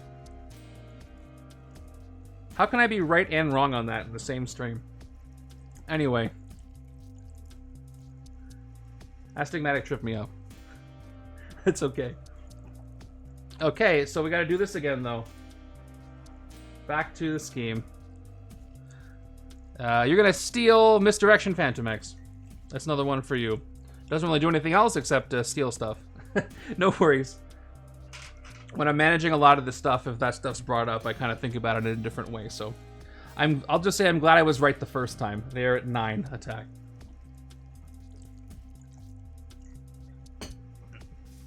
Okay, which is not great, but I'm glad I'm accurate.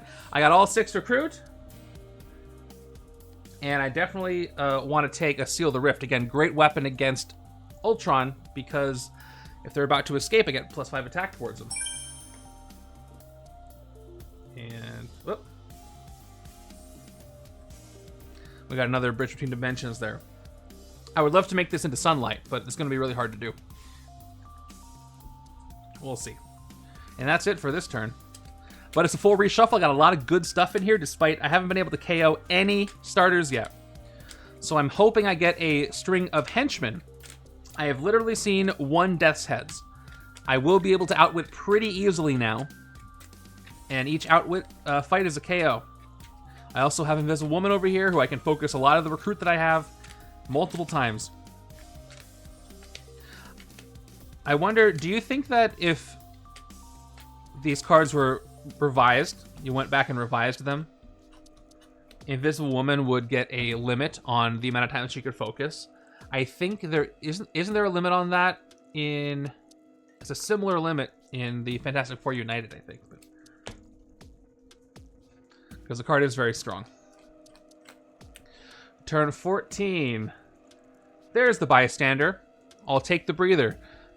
Captured by an Ultron. This one saw what happened to the last one. Who am I thinking of who has the limit? I know nobody at Fantastic Four on the Bystander focus. Do you think that if the cards were gone back and revised, that that card would get a revision? Oh, it is in her own set. Because the KO card is so powerful. I don't know. Anyway, yeah, here's a 4 and 2 for you all. Nothing to fight with that 2. As far as recruiting, I could take Wong, which I like having the 2 cost for Fantomex, so I'm still going to take this. Wong's kind of split duty between both sides. And I got Rage Out. Haven't seen this yet. This is the one with cross-dimensional Wolverine Rampage. For each other player who gained a wound this way, you get +1 attack. Not the best, although Invisible Woman can get rid of the wound pretty well. Left side doesn't have a Logan, so it's going to give a lot of wounds out to the left side. We'll see. I think they're still worried about points when it came out, and that's why there's the one with the restriction. Yeah, and that's carried over from the last one. But I think the KO card definitely needs that. Okay, I have 2 recruit left, so I think it's time for the first sidekick of the game. And that is going to be Red Wing, who I like a lot. I think is one of my favorite Pet Avenger cards. I got the Throne's Favor still, hiding over here. Good luck with your setup. Don't forget, if you do play your game, submit it on the Legendary League site so you can participate. If we have 25 games on there so far, if you want to go back and play any of the history of them, feel free to do it. But if you do play this one this week, I'll talk about the scores for anybody who played within this week on next week's stream. Great hand coming up. On to turn 15. Decent hand here. And another Ultron. Great. At least I can fight the one on the bridge this turn. So once again, you're going to steal a hero. And it's Sentient Bullets Fantomex. I really wanted that 1 cost. Stolen. But doesn't change anything right now. Let's move on. I want to hit the Mastermind while he's at 13 attack. and not at 18, but I don't think I'm going to get there before another strike happens. Here's why I like Wong with a full city. So the bridge is not empty, so I get +5 attack usable only to fight villains on the bridge. And wouldn't you have it, there's a pretty strong villain on the bridge. Blazing Vengeance wound gives me 2 general attack, and so do these 2 troopers, 1, 2. So if my math is correct, 5 + 4 is 9, so I can spend all of that to go ahead and hit this Ultron on the bridge. And I will gladly do so. Get it out of there. There were 6 VP as well, so there's a lot of VP to be had in this setup. I have 3 recruit. Nope, -1. And nothing here I can take for that. I certainly don't want an officer. I got plenty of recruits, so we'll get our second sidekick of the game, which is going to be Ms. Lion. Rescue bystander, draw a card. Taken after Invisible Woman. Speaking of which, I hope I reveal her card here. Or, you know, a rare and a bunch of wounds and starters. And 3 brains. I don't have a sequence here, so this is going to be 5, 6, 7, 8 recruit. I could get Wong's rare if I wanted to. And I might just do that. Would be better for the side I'm trying to make Weapon X sequence work on, which is this one. Turn 16. Starbolt appears from the Shi'ar Imperial Elite. While the Mastermind has the Throne's favor, Starbolt has +2, and right now he does not. Ambush, the Mastermind gained the Throne's favor. Right now he does. There you go. So short-lived. And fight. You gain the Throne's favor. If you already have it, you may KO one of your heroes. So that is bad. Starbolt's at 6, and then this Ultron needs the counter at 9. And everybody's buffed in some way. Supremo is actually at 4 because of that shard on him. But I can do some damage. Bridge is not clear. And it is almost sunlight, but it's not. I don't have a lot of any recruiting to do, so I can't do anything about that. Starting with Bridge Between Dimensions, just 1 attack there, followed by Searing Shards. It's not sunlight, but I do get 3 attack. I love how much this gives you, even if you can't make the sunlight thing happen. The double trigger is fun. 2 attack, no trigger on Last Survivor. 2 wounds. Maybe I should rest. Maybe not. Misdirection. What's my sequence? It's 2, 3, 4. So I get 3 attack. When you draw a new hand this turn, draw an extra card, then put a card from your hand on top of your deck. I'm going to set myself a little reminder token on him, which I use this one, so I don't forget that. He's a thing. There's a thing to remember. There's a token by Travel that reminds you to do an end of turn effect as well, which is also very useful. Okay, so I have 9 attack, which I should probably hit an Ultron instead of resting my hand, even though I got 2 wounds. Yeah, let me just double check. That's a lot of attack. 1, 2, 3, 4, 5, 6, 7, 8, 9. That's accurate. I will hit the one... Should I hit the one on the rooftops with the bystander, or should I hit the one on the bridge? I don't have Wong here on the left. So right now, I guess it doesn't matter. I'll rescue the bystander. So let's hit this one in the middle on the streets for 9. So left hand's my recruit hand, and right hand's my attack hand, which works out. Take that, rescue the standard bystander as well. Nice use of attack. And early on, I'm getting 9 attack pretty early, I think. It's turn 16, it was early enough for a 2-handed game. So that's the end of this turn. No, what I do is I draw 7, put a card from my hand on top of my deck. For the end of turn. Let's see what I get. You can help me decide what to put on top of the deck. Okay. Tougher choice than I thought. I don't have a strong Weapon X sequence. I could put 3 brains on top to maybe get a better sequence next turn. If I do that, I'll end up with 3 attack, which could hit a henchman, and 3 recruit, versus 4 recruit. Yeah, not really gonna make a difference with this HQ. So I'm gonna put 3 brains on top. Let me know if you agree with that. And keep what I've got here. Otherwise, it's kind of a waste of a sequence, in my opinion. And I got Viv. Next, Dr. Minerva. We have her as a reaction emote. I know that for a fact. Ambush. Each Kree villain in the city gains a shard, including this villain. So 1 more for Supremor and 1 for Minerva. I'm seeing a lot of old names in the chat. Names from streams gone by, so welcome back. If I haven't acknowledged everybody, consider this my acknowledgement. Thank you for coming by. Let's go to, if it was rare, again, potential to get attack when I recruit stuff. It's a sequence, once again, of 1. I'm not doing very good at that sequence, but I do get 1 recruit. And 1 and 2 more. With 1 attack. Okay. So if I want to fight something... minimum attack I need is 5. Recruiting 2 heroes will do that. So I have to decide. If I recruit a rare... I'll probably let an Ultron escape. Let me look at the rare real quick. Is it worth it? 6 attack. Once this turn, you may fight the top card of the bystander deck as if it were a 4 attack. Darkhold Demon villain with fight. KO up to 2 of your heroes. Rescue this card as a bystander, and then Sunlight bonus I'm probably not going to get. It's a very good card. I would like that KO power. I've also got no more heroes here still. However, I'd rather not that Ultron escape, so I think I'm going to have to split up my recruit. I need to recruit at least 2.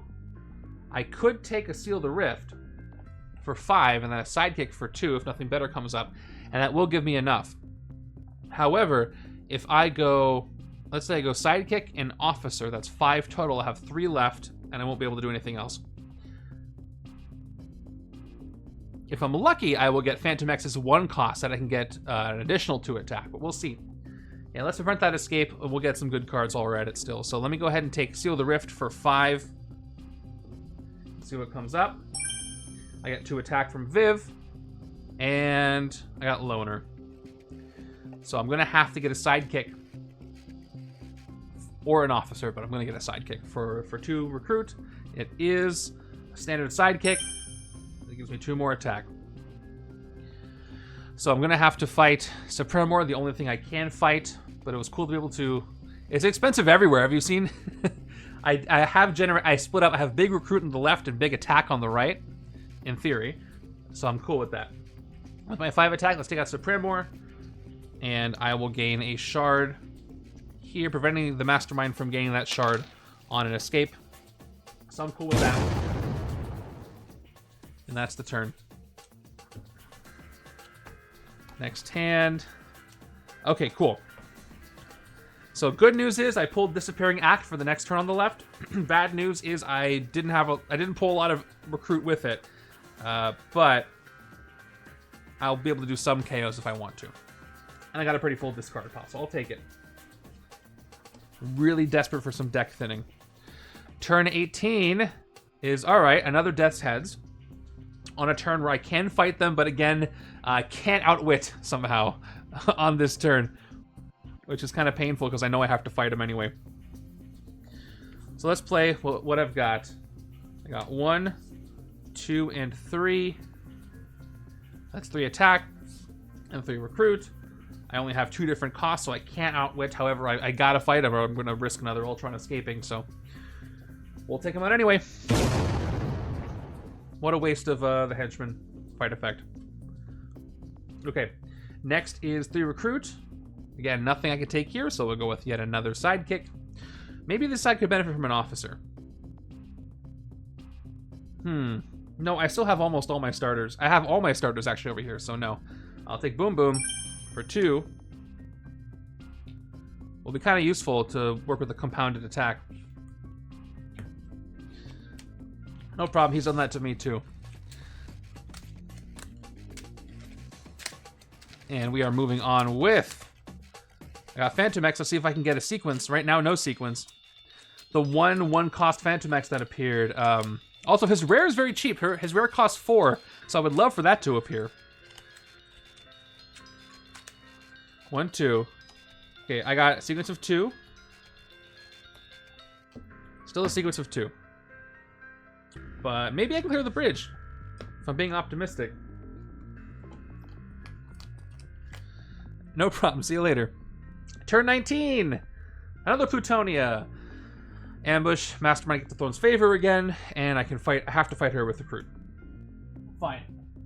She can appear. Again, I'm close to Sunlight, but I'm not quite there. Again, Disappearing Act is one of the best cards in the game. We were talking about, do you think if there was a revision, it would get changed with a limit? Maybe not. Anyway, it's 2 recruit and then focus 2 recruit. You may KO a card from your hand or discard pile. If you don't know, focus means you can spend recruit to do the ability as many times as you want, can pay for it. So you see why this is a very good card. I didn't get a lot of recruit this turn, so that would only be maximum of 2 KOs. I got 2 more recruit. Oops. And I got a total of 5. 2, 4, 5. And then I do have some decent attack here. 4 of a kind, 2 attack, and if I played any other cards that cost 4 this turn, you get plus 2 attack. I did Invisible Woman, or if I had played Searing Shards, that would have done it 2. Get some additional attack. And I'm not in Sunlight, and I'm not going to recruit this turn. So I'm only going to get 2 plus 1 for the ranged, which puts me at 7 attack. I have some options. I can fight Starbolt, or I can fight Dr. Minerva. Starbolt gives me the Throne's favor, and then Dr. Minerva doesn't do anything. I think I want to save Starbolt for after some strikes have been played. If I can keep Starbolt around that long. But because they're the same, I do have a shard. So actually, there is something I could do differently. If I somehow recruited Loner and I revealed this even cost card, and then I played the Searing Shards, I'd have 8 attack, and the shard would give me 9, and I could hit an Ultron. But there are so many odd costed cards in this hero deck, it's not very good odds that will happen. Yeah, I think a cap on this card would have been good. I agree. So I probably shouldn't bank. It would be fun if that happened. I probably shouldn't bank on it, because if I do that, I have a card I don't really want, and kind of a waste. I'm gonna go for the sure thing and get 2 shards. That'll help me further down the line. If I can build up enough shards to hit the Mastermind later on, wonderful. So let's take out Dr. Minerva, gain the shard on her, and we'll take her out for 6. Makes sense to me. Then, with 5 recruit, I'm going to do the focus ability. I can focus as many times as I can afford to KO a card from my hand or discard pile. Let's KO this wound. And I'm gonna keep my recruit. I'm gonna KO this trooper. We'll focus twice to take them both out. Valuable, I think. Especially because the reshuffle's coming. I know I could fight Plutonia, but I don't want to. Right-hand side can do that. Right-hand side can have some general attack. I'm going to hit something in the city. I think the KO right now is more beneficial, because I'm about to reshuffle and I haven't KO'd anything. And this set can really pop off. I did clear out a bunch of Ultrons. I lose at 7. I might have some more escapes. I'm cool with that for thinning the deck right now. Okay. Let's move on over.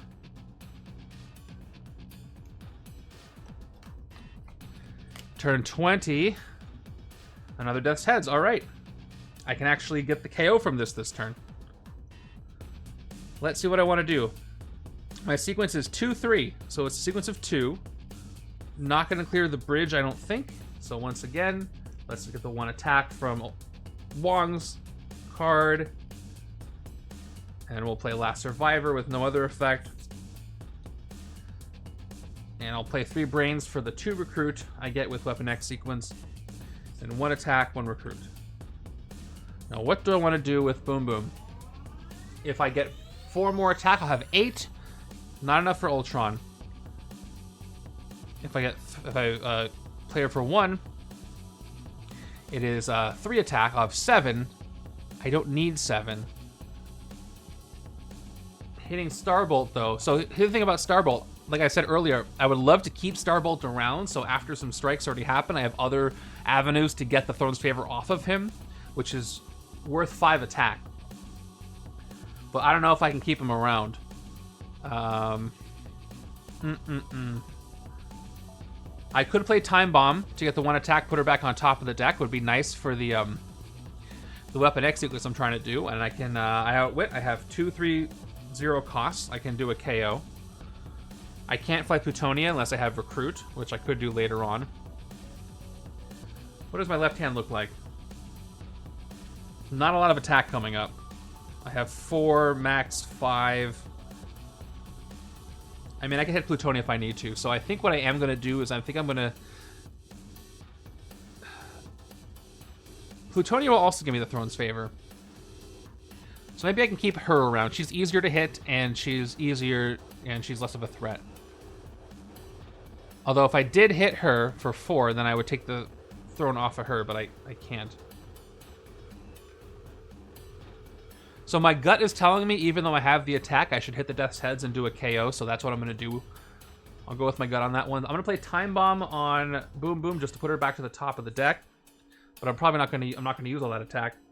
And it's still outwit, so let's go ahead and fight Death's Heads for 3 and take them out. And I get to KO one of my heroes for that, and let's get rid of the Shield Agent. And hope that was the right decision.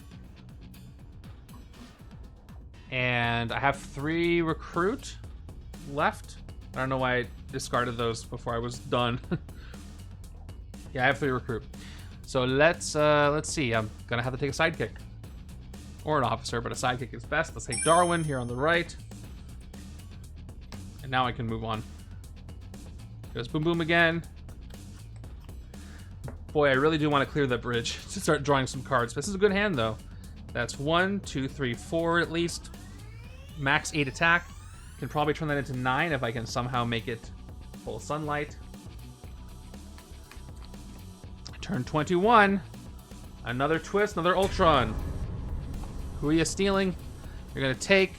Oh man, you took Fantomex's rare. That just hurts. That one hurt.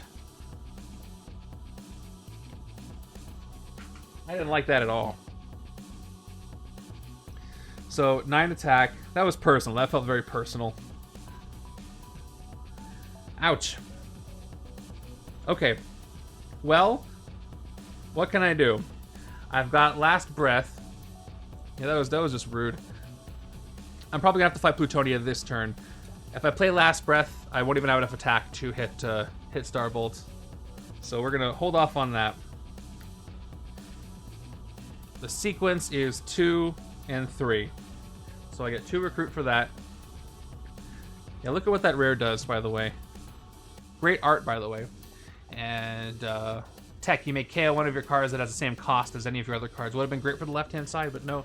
Ultron wanted to take it to Empower. Okay. And I got the whenever effect. Whenever I recruit here from the HQ this turn, rescue a bystander. It could be great. It could put Amy into the city and mess everything up, so who knows. And 1 recruit from the helpful giraffes. And 1 more from the agent. So I'm at 6.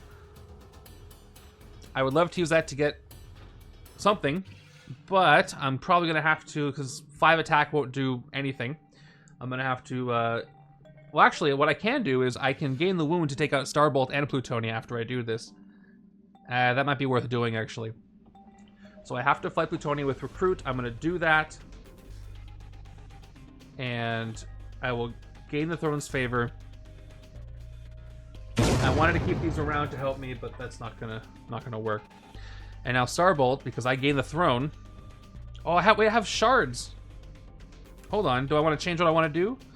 That'll be 5. Hold on, I forgot about the shards. I could keep saving the shards to hit the Mastermind later. That's probably the long game smarter decision. Let's say I spend them now, though. I have max of 6 with a wound on, or 7 with the wound on top of the deck. Yeah, I want to save them. It's better to save them right now.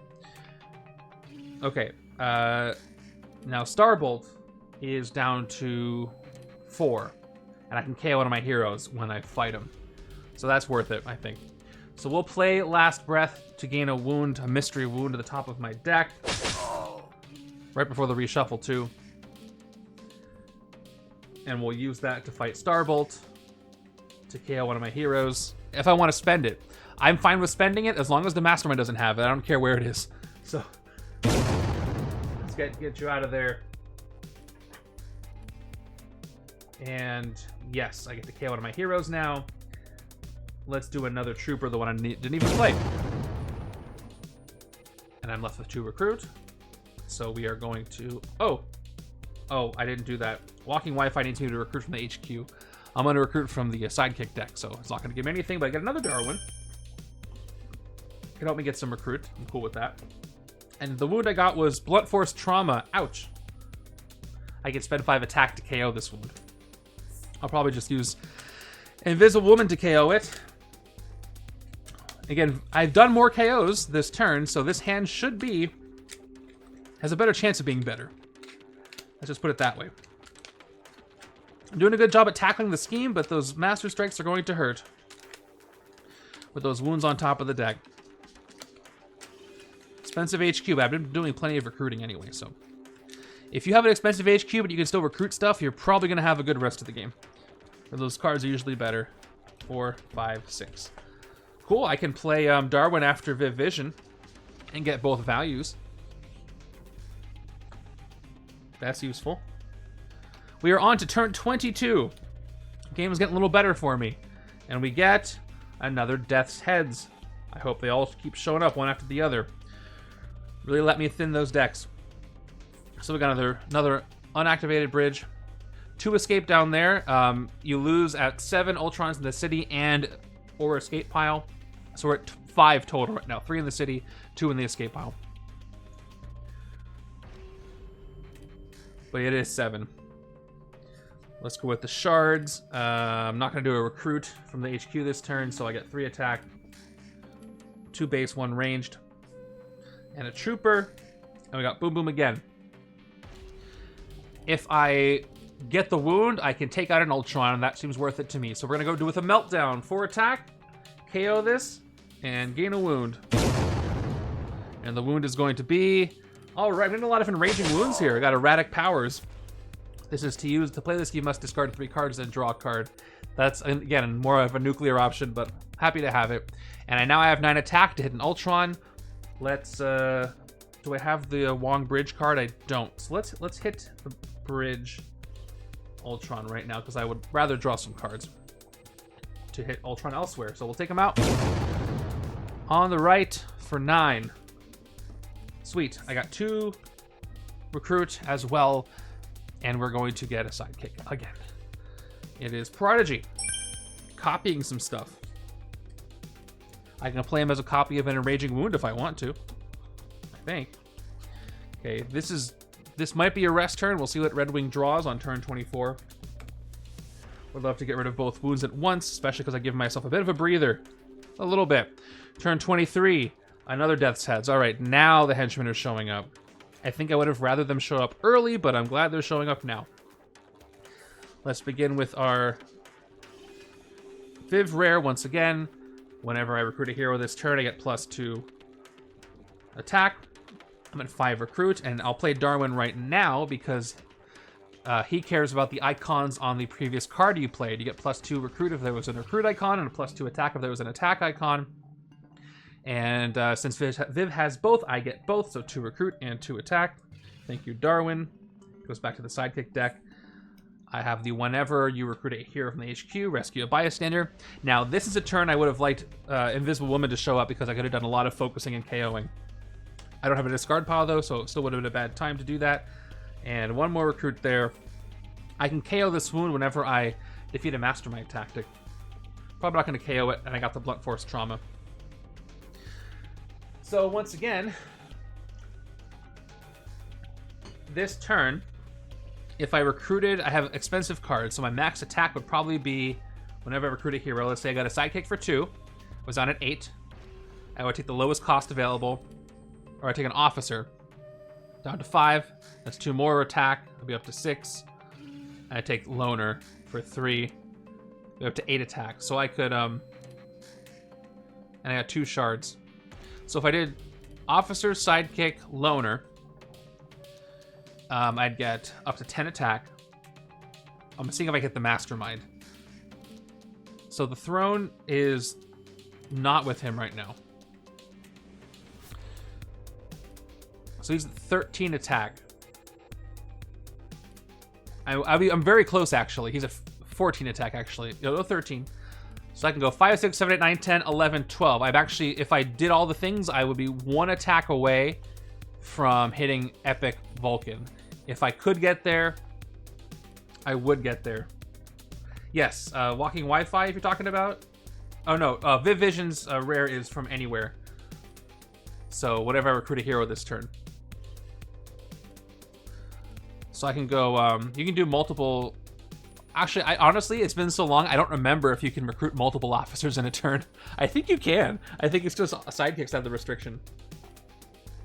So yeah, if I did 2 for a sidekick, 3 for an officer, I'd be down to 5, and I could get loner, and I'd be at 10. Yeah, I'm short, so I can't do that.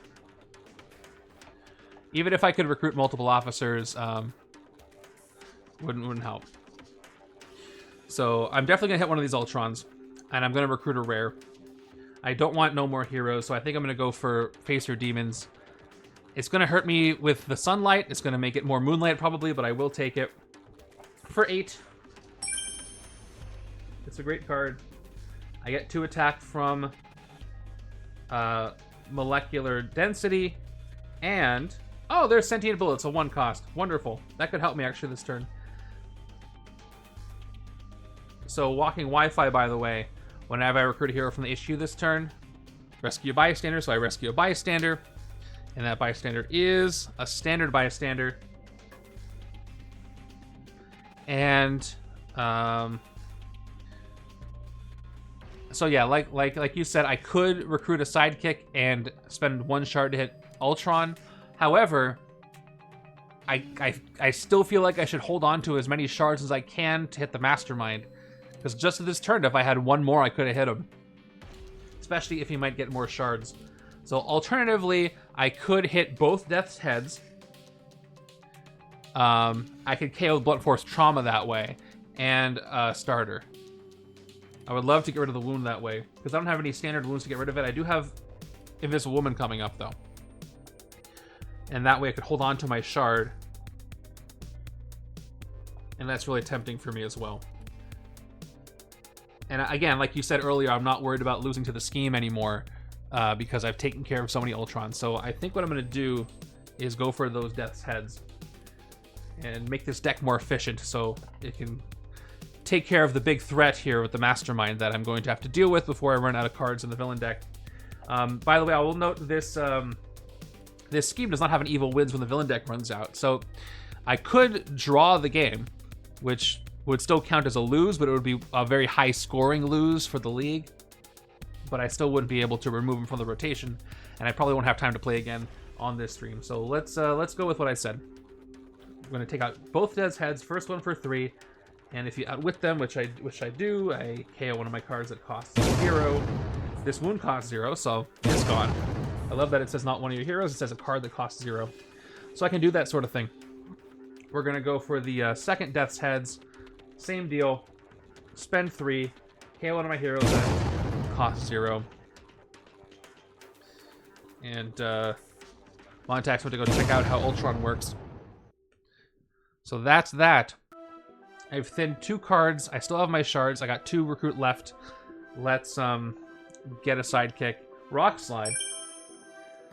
And I still get 2 attack from molecular density for that, which isn't going to go anywhere. And that's the turn. I could have taken Sentient Bullets, but I'd rather that on the right side for where I've consolidated the sequence. That was a good turn. I'm happy with what I did there. Some setup. All right, I got Seal the Rift, which will probably let me draw 2 cards because I don't have stuff pulled up. Hey, welcome. What is up is Epic Emperor Vulcan and Age of Ultron. Actually a very fun combo. And I'm doing okay. What just happened? I've set up a pretty solid Viv Vision recruit deck over here, and then Old Man Logan on the right, giving me a lot of attack. What's very funny is I pulled Viv Vision, who wants you to have a lot of recruit and build off of recruit, and then Old Man Logan, who doesn't want you to recruit at all. So fun for two-handed. Solo would have been worse. But welcome. We are all very excited for the upcoming releases this year, needless to say. Turn 24 is going to give a Shatteraxe fight. Put a shard on each hero in the HQ. When a player gains that hero, they gain that shard. If that hero leaves the HQ some other way, return that shard to the supply. I like this one. Let's go ahead and put some colorful shards on everybody. With colors where we can hopefully see them. So we'll put them in their hands, if I can. Ray Joust putting it right on the shield. And then left hand to this Logan and right hand to this Logan. Cool. Let's see what I can do here. So this might be a rest turn. We'll see. Yeah, and again, this is a fully randomized setup. And I got the Kree Starforce and the Shi'ar Imperial Elite and Death's Heads. Oh, thank you. It is a fight effect. You'll have to forgive me. I was distracted for no particular reason at all. I pulled these together, and thematically, it's great.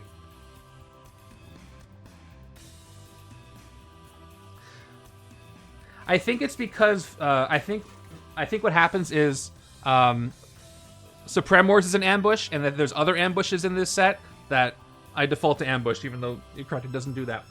All right, let's go to Red Wing. Top 3 cards of my deck. Let's see. Draw 1, put the rest back in the order. So I think what I do here is I draw the Trooper, because I could draw Misdirection. I don't have a great sequence here. It would give me 2. And then Wong, the bridge is clear. I could draw into both. However, I'd rather set up my next hand. Thank you, Red Wing. All right, I'm going to go ahead and put the Trooper into my hand so I can rest, put the rest back. It's so fun how many Marvel stories involve Kree and Skrulls. I was happy to support both sides, and there's even a Kree. I love that scheme because there's certain situations where it's very easy to override. It's helpful to override the always leads. I was discussing for the tournament, Inside Baseball here, a great way to fight Maria Hill is to give her the Kree Skrull War so she doesn't have her shield elite. And I want to try that. I love that you're able to use the Skrulls from that scheme because they were in the core set. That's a really cool thing that the design opened up for that we're all happy about. Okay, so I'm going to... Not going to fight a recruit this turn, so I'm just going to end my turn and heal both of my wounds. That seems to make the most sense. I bought myself a window here.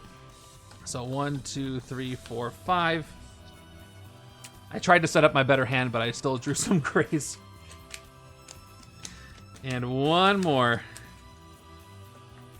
A second Wong has entered. And the bridge is empty, so hopefully I can keep it that way. Turn 25. Another Evolved Ultron. So let's go ahead and see who he's... By the way, I didn't... This is the last card that the Evolved Ultron stole, was Fantomex's rare. Out of everything, it took the cheap rare, and that made me sad. Let's see what they take now. They took Wong. Not happy about that, but still not great. They're a max in power no matter what. Don't have any strength for them to take. So 9 attack. I've played 9 out of 11 twists, and that means 1, 2, 3, 4, 5. I could still lose if I let all of those out, but I take out one more and I can't lose to the scheme. I do love when schemes say use a thing like this, and there's one in the same set as the scheme. There's also one in the core set you can optionally use. I love that too. Seeing the changes to, and in reverse too, seeing the changes to stuff like Core Magneto and Red Skull, seeing that they can lead multiple groups. Big fan of that. Really cool change. Okay, so now I get to draw some cards with Wong. The bridge, I managed to keep it empty, so I get to draw 2 cards. We got 1, 2. I'll let you focus when second edition comes out. Maybe we could do a podcast episode or something talking about second edition. I would love to do that. We've been lucky enough to see most of the changes so far, and I know we have a lot of questions, so I will absolutely take you up on that. It'll be a lot of fun. I drew another Wong. Let's keep this Wong chain going. Patrol the bridge. Empty. Let's draw 2. 1 and 2. And we got Sue. I haven't played any cards that cost 4, and I don't think I will, so I might as well play it now for 2 attack. This is going to be a lower attack hand than I thought. I do have Last Breath. I could gain the wound if I need the attack. Let's check my Weapon X sequence. It's actually pretty good this turn. I got, where did that 2 cost go? It's the one I have right up on the screen. So 2, 3, 4, 5. My Weapon X sequence is 4. So I get 4 recruit. I did get at least 3 recruits, so I'll draw another card. Now, I could play a Last Breath first to put a wound on top and draw it to get out of the way, but I'm not going to do that. I could get something good. And I got 3 brains, another one. Let's keep the combo going. Once again, I have a sequence of 4. So 4 more recruit, and I draw another card. And I got Searing Shards of Sunlight. Again, we're in almost Super Moonlight. 2 more attack, plus 1 for the ranged Invisible Woman that I played. Followed by, I did play some tech, so we'll play Walking Wi-Fi to recruit. And I got the Whenever effect.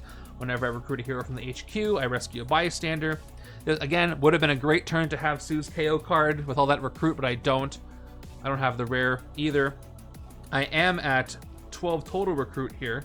13, actually, with all these cards. And, do I want to play Last Breath? With 5 attack, I can fight Shatterax without having to put a wound at the top of the deck. If I do fight Last Breath, I can fight Ultron. And I think I might want to do that, which would be cool. Hey, Ichis, thank you for the gifted sub. That was super cool of you. Now they can use all my fun emotes. I don't really want the wound. And the Ultrons aren't as much of a threat as they used to, plus, actually, can I hit the Mastermind? It'll be 9, 10, 11, 12. Again, I'd be one short. One attack short from hitting Vulcan without the Throne's favor. He's going to get it back, too. There's some strikes to play. That's a lot of recruit, too. What do I want to do with all that? Recruit. None of these cards really fit with what I'm building here on the left. I should probably take no more heroes out of here. I am thinning my deck over here better than I am on the right-hand side. So, yeah, you know what? I'll take no more heroes. I'll take the rare out of there for 7. 2, 4, 6, 7. And I have the Viv Vision effect to take care of. Oh, yeah, I should have done Shatterax first for the shards. I guess if I was going to do it anyway, it didn't really change anything, so I'll give myself the benefit to backtrack on that before I get the bystander. So let's say I fought Shatterax first for 5. I was going to fight her anyway. And then I put the shards and everything, including that Logan rare that was there. I didn't get any benefit from the revealed information. So shard on Logan, I recruited him, and I'll get the shard. And then I can build up my shard collection. Sweet. All right. And I got an Unseen Rescue, so I can afford that Unseen Rescue that doesn't have a shard. So do I want to take something else that has a shard? Let me look at Rage Out real quick. I probably wouldn't trigger this Rampage anyway. Even if I did, the left-hand side would need the Logan, would be safe because it had the Logan. So I'll take a Rage Out. Doesn't exactly fit, but I'll get a shard and I'll get 3 attack from it. I probably won't use the effect. Oh, I didn't do the ability from the bystander first. So before I did that, I should have rescued a bystander with Viv, and it was the paramedic. When you rescue this bystander, you may KO a wound from your hand or any player's discard pile. I have a enraged wound in my hand. I don't want to KO. Left side discard pile also has another one. I'd rather hold on to that. And right hand side does not have a wound in hand. So I'm thinning my deck. I'll get rid of... I'm gonna keep the wounds, actually, which is something I would not have said before the before that. And then I get another bystander. Yeah, I can choose not to activate anyway. That's true. So another bystander for the second recruit. It's a standard. And okay, that's the end of that. So if I did play Last Breath, I could spend my shards. I'm not going to do that, so I'll just end my turn right there.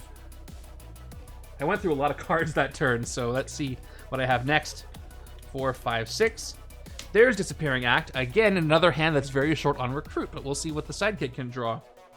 I do have a very giant discard pile, so if I get some decent recruit from my card draws, I can do a lot of cleanup. Turn 26. Another Ultron.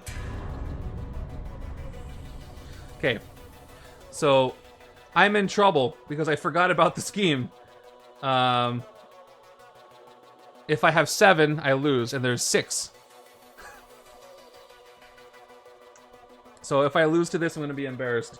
So they take 4 of a kind. There's only one more twist, though. But we'll see what I can do this turn. I do get some draws. See what I can draw. So Wong's going to get 1 attack and a card draw. It's an agent. Another attack and a card draw. Yeah, if the next one's a twist, I lose. I could definitely lose to the twist. That's going to be really embarrassing if that happens. I do a Weapon X sequence, which is just going to give me 2.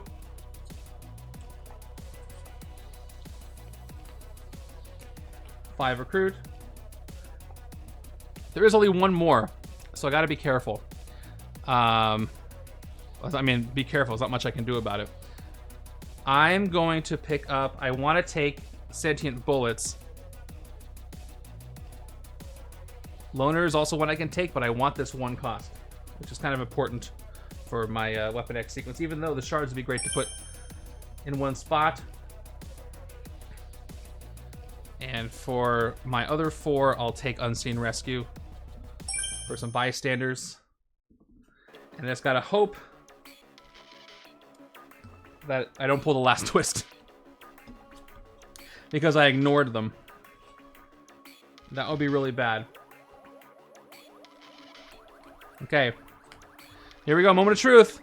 It's Korath. It is not an Ultron. However, I don't have a lot of attack this turn. Or the turn after. Well, I have enough here, I think, to hit him. But anyway, ambush. Each player may draw a card. Korath gains a shard for each card drawn this way. Escape if Korath had any shards. Each player gains a wound. This is a perfect time to gain some shards. To give him some shards and draw some cards, because if I don't, I risk losing. So let's go ahead and have each player draw a card. Left hand's going to draw an agent. Great. Right hand's going to draw a trooper. Great. And he gets 2 shards. Not worth it. Not worth it, Korath. So 2 more shards on you. And let's hope I get 3 card draws. Hope I can draw some good stuff. Let's start with my sidekick to draw 2. So with all my shards, I need 5 attack minimum to hit an Ultron. I draw an agent, cool, and then a shuffle.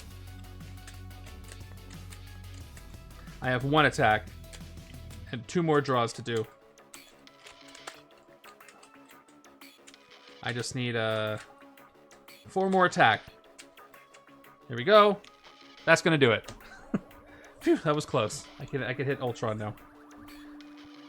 Let's play Ms. Lion to rescue a bystander. It is a standard. If only that was Amy. Draw a card. Walking Wi-Fi. And she goes away. I wish I didn't have to spend my shards, but I'm gonna have to. So, No More Heroes is reveal your hand. You get +5 attack if you haven't played any of the Shield Hydra cards this turn and don't have it in your hand. I can't get rid of all these, so I'm just going to max out at 5 attack on this card. Opted on Deadeye's game. Turn 23, still haven't fought a Vulcan, but I managed to trash some of his Ultron bots. Good. That's what I'm trying to do. I do have Disappearing Act, which once again has Focus 2. You may KO a card from your hand or discard pile. I got Walking Wi-Fi not activated, so just to recruit. Let me leave these in my hand. I might want to KO them with Sue. But I'll play my Trooper. And for my own sanity, to make sure I don't lose the game, I'm going to have to spend 3 of my precious shards. I was trying to avoid that.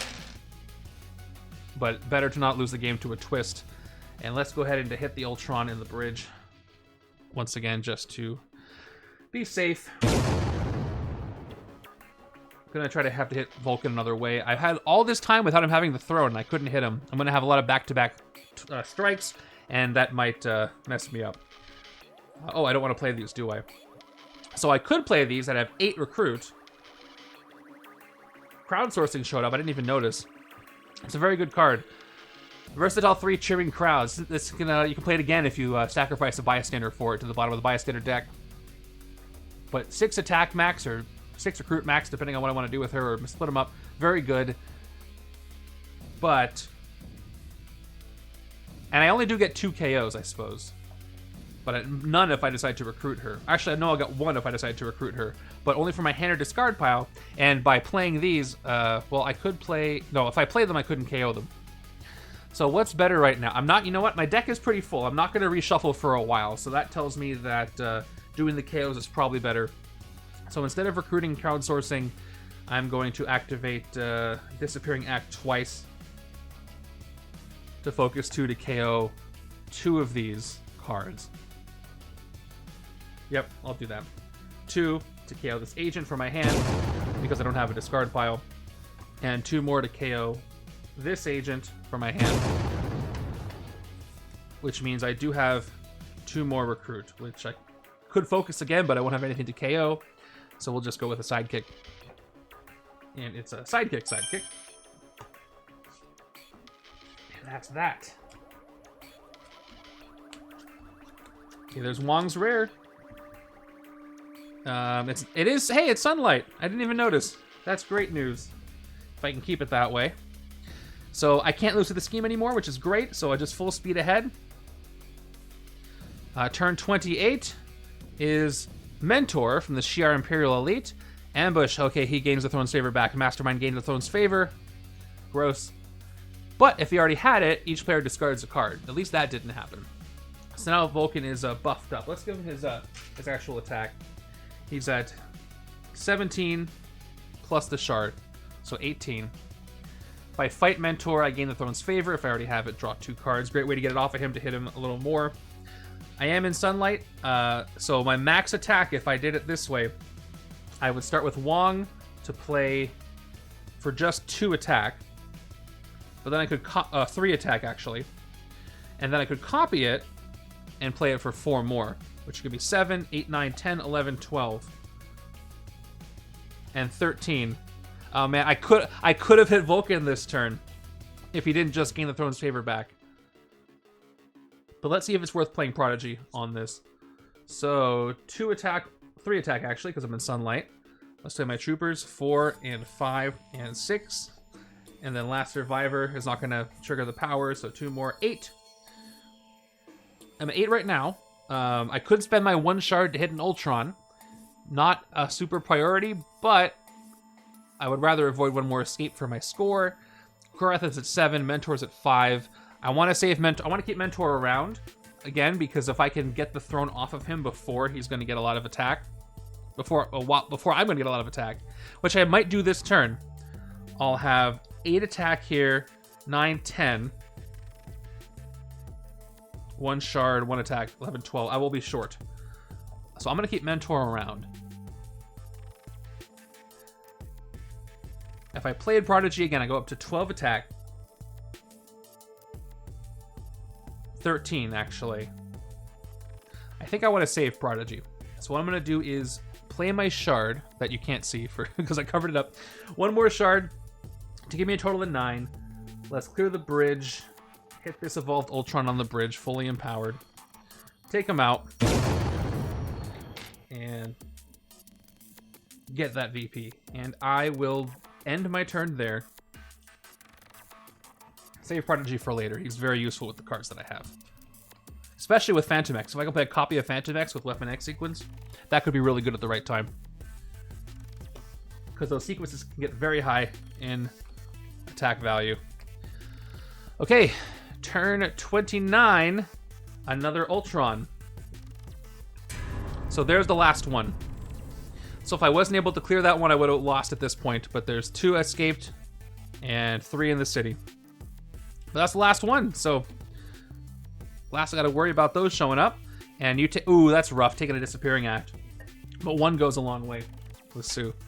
All right, I am at 9 attack. By the way, I'll shout this out. I don't mention this often. I'm streaming on YouTube in horizontal, landscape, and portrait, vertical. Both. If you click on the live icon, it just takes you immediately to the vertical. If you want to watch this landscape the way it's supposed to be watched, you can go to my page and you can find it there. I did decide to dual stream it so folks can catch it who like to watch vertical stuff. So in case you're wondering where the landscape stream is, it is there. Let's go to my page and you'll find it. Or the Discord. Okay, full city. Let's face my demons. I love the art on this card so much. 6 attack, base.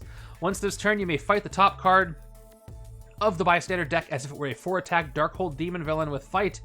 KO up to 2 of your heroes. Rescue this card as a bystander. And it is sunlight, so I get 2 attack. I might do this. I got 2 graves I'd love to KO, but we'll see what I can do. Blazing Vengeance gives me 2 attack because I want revenge for that Fantomex card that went away. I have Rock Slide, who's actually great to play on one of these Ultrons. It'll turn them down to 5 attack instead of 9. Yeah, that's great. So I'm going to do that. Let's go ahead and just shatter the Ultron in the bridge because I feel like it. Thanks, Ultron. So this one is at 5 right now. Cut in half, rounding up. Trooper, an unactivated Viv, and 1 recruit.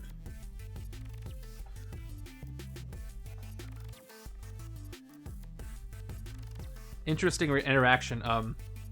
I just had the thought, could you use Rock Slide to shatter one of the Darkhold demons? And I think no, because the act of fighting the top card of the bystander deck happens all at once, and you won't have time to play Rock Slide, but I just thought about that for a second. Okay, so with 11 attack, I can hit the Evolved Ultron first, just so I don't forget to do that, for 5. And with 6, I could fight, I could do a Darkhold Demon fight. I still kind of want to clear the city.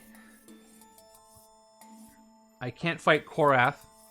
Can't fight this Ultron. Actually, hold on. I can't fight anybody else except for Mentor, who, like I said, I wanted to keep around to get the throne off of Vulcan at the right time. So maybe I do fight a Darkhold Demon. That would be fun. So I could fight the top card of the bystander deck as a 4-attack Darkhold Demon with fight, KO up to 2 of your heroes. Rescue this card as a bystander. Yeah, let's do that. I don't do that very often. So we'll spend the 4. Top card of the bystander deck is... I have to fight Stan? I don't want to do that. He's not a Darkhold Demon. That's never happened to me before. Please ignore that I'm doing this. I can't take it back now. It's already been declared. Okay. I'm going to say he was captured by the demon. I think that's how it's supposed to work. He's possessed. Now he's no longer possessed. All right. I will KO these 2 agents. And... yeah, John everybody is here. Okay, and I rescue him. Say a hero name. Reveal the top 3 cards of your deck. Put one of those cards with that exact hero name into your hand, put the rest back in any order. Which hero name should I say? Should I say Vision or Wong or Invisible Woman? What would be best to take right now? By the way, did I subtract attack or recruit properly? I don't subtract any recruit. I think I did that correct. I'm at 3 recruit. I'm gonna say, what rares do I have? Good question. Logan's in the discard pile. Viv Vision's rare is left, so I guess I'll say Viv Vision and hope that that shows up, even though I won't have a lot to power him up. It probably would be best to say Wong. I'm gonna say Viv Vision. Top 3 cards of my deck. I should have said Wong or Fantomex. So the rest go back. In any order, doesn't really matter. Probably best to save them for later. I rescue Stanley. And that is it for that. If this is correct and I have 3 recruit left, I can take Viv Vision with size changing. She only costs 2. It wasn't the Wong choice, that's the point. Alright, I'm going to take this for 2 thanks to size changing. Haven't been able to... oh, we didn't even look at what the card does. I haven't seen this yet. 2 attack and then attack when you draw a new hand of cards at the end of this turn. Draw an extra card. I love that. I love cards. Card draw later is one of my favorite archetypes. Better than card draw now. And then Sentient Bullet. I could take this too. I'll save it for the other side though, or when I have the recruit card ramp. Okay, good turn. Really trying to hit the Mastermind soon. Really thinning the deck. I think I'll have time. I have until the deck runs out. And left-hand side is going to really thin the deck to a point where I can probably hit him every turn. So I'm not worried. It's just going to take me a while. Turn 30. Okay, there's our second strike in a long time. Each player that doesn't have the Throne's favor gains a wound to the top of their deck. That's everybody. And like I said, I'm doing them secretly because they're all face down. Then Vulcan gains it.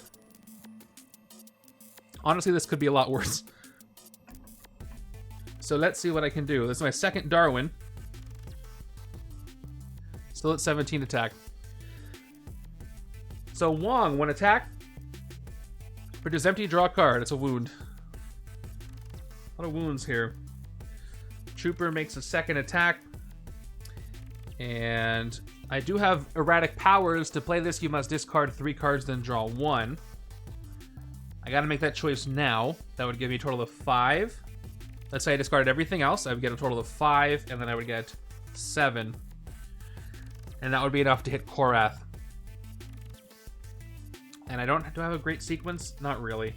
So I'll do that. Let me back up a second. So I'm at 2. To play Erratic Powers, I gotta discard. I get to draw a card, though. I'll get rid of all 3 of these, the Wound, the Agent, and 3 Brains. It's gonna be a full shuffle if I do that. Oof. That means these aren't gonna end up in the shuffle, and these will. I could do something crazy, though, actually. Let me back all the way up. I could do this. I could play Erratic Powers and discard the 3 non-grays. And then draw a card, shuffling these in, which means none of these end up in the shuffle. Which means this turn won't be as effective. I already drew a card with Wong, actually. Can't take that back. So, this is where I'm at. Okay, because I can't do that, it's not worth it. So let's do what I said. Let's discard the Trooper, Agent, and... Wait, I played the Trooper. I can choose not to. I will play the Trooper. So, I could not play the Trooper, though. I could choose to discard these 3. I believe. Let's do that, even though they're going to end up in the shuffle. So we'll get the 3 attack from Erratic Powers. And I'm down to 1 attack. That's what I meant to do. Nope. No, I'm not. Because I played Erratic Powers. Okay. I got to do the full shuffle to draw whatever this is. It is Wong. All right, more draws then. Let's do another draw. 1 attack and a card draw after the shuffle. That's what I get. I shuffled in Agents. I get Agents. And hold on. Before I play this, I think I want to play Darwin to get the attack. So that'll put me at 7, which is what I need. So I'll play Darwin now, up to 7. I didn't make the Weapon X sequence better, so I'll play 3 Brains for a single recruit. So I'm at 2 recruit. And 1, 2, 3, 4, 5, 7. That's accurate. Okay, well, we're going to go ahead and hit Korath the Pursuer. That's not Korath, that's an Ultron. And I'll gain a shard off of him. Let's do the orange one, easier to see. And we'll take him out for 7 right now.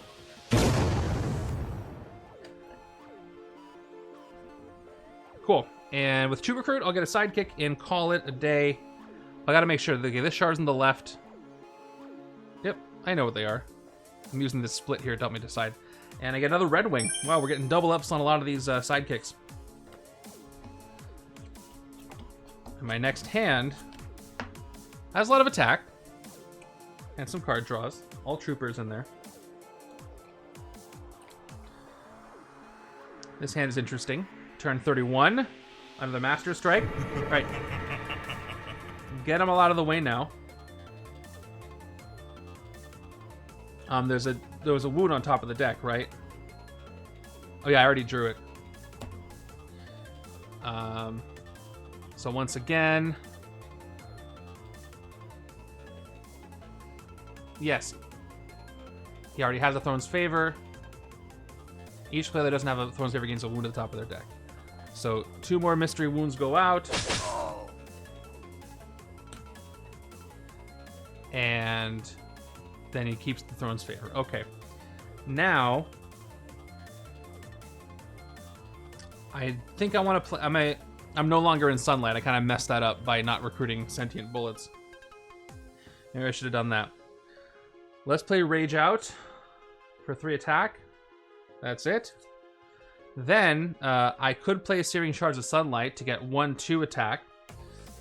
Followed by 4 of a kind, which should give me 4 total after playing Searing Shards. I could try to recruit Sentient Bullets out of there and make it into Sunlight, which would give me an additional 1 attack. Will that make a difference? I don't know. It'd be 5, 9 versus 10, plus the Shard. It wouldn't make a difference. So we are going to do what I said. Play Wong first for just 2 attack. Then we'll play Sue for 4 attack, 2 plus 2 for the 4 cost.